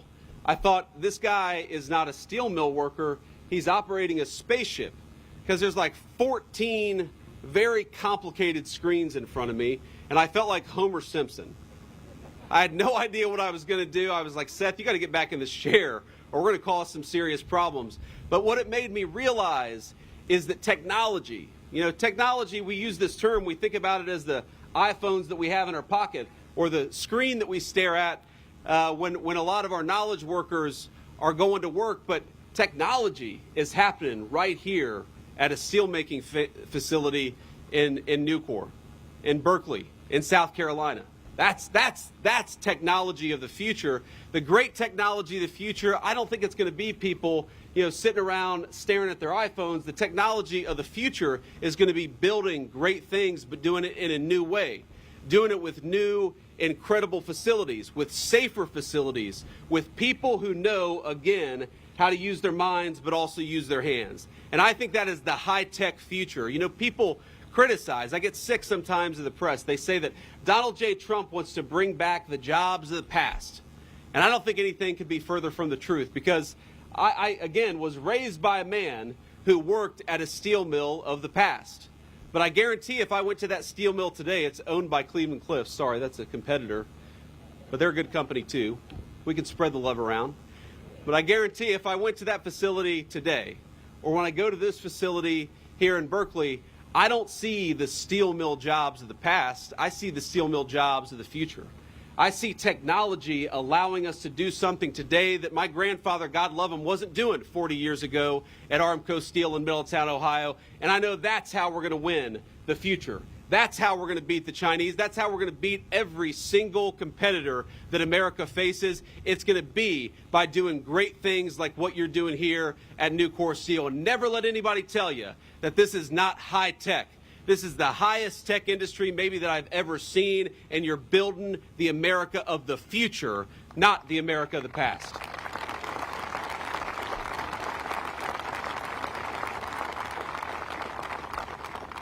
So let me just close by saying, my friends, I think that the great American manufacturing comeback has begun, and the world has started to take notice.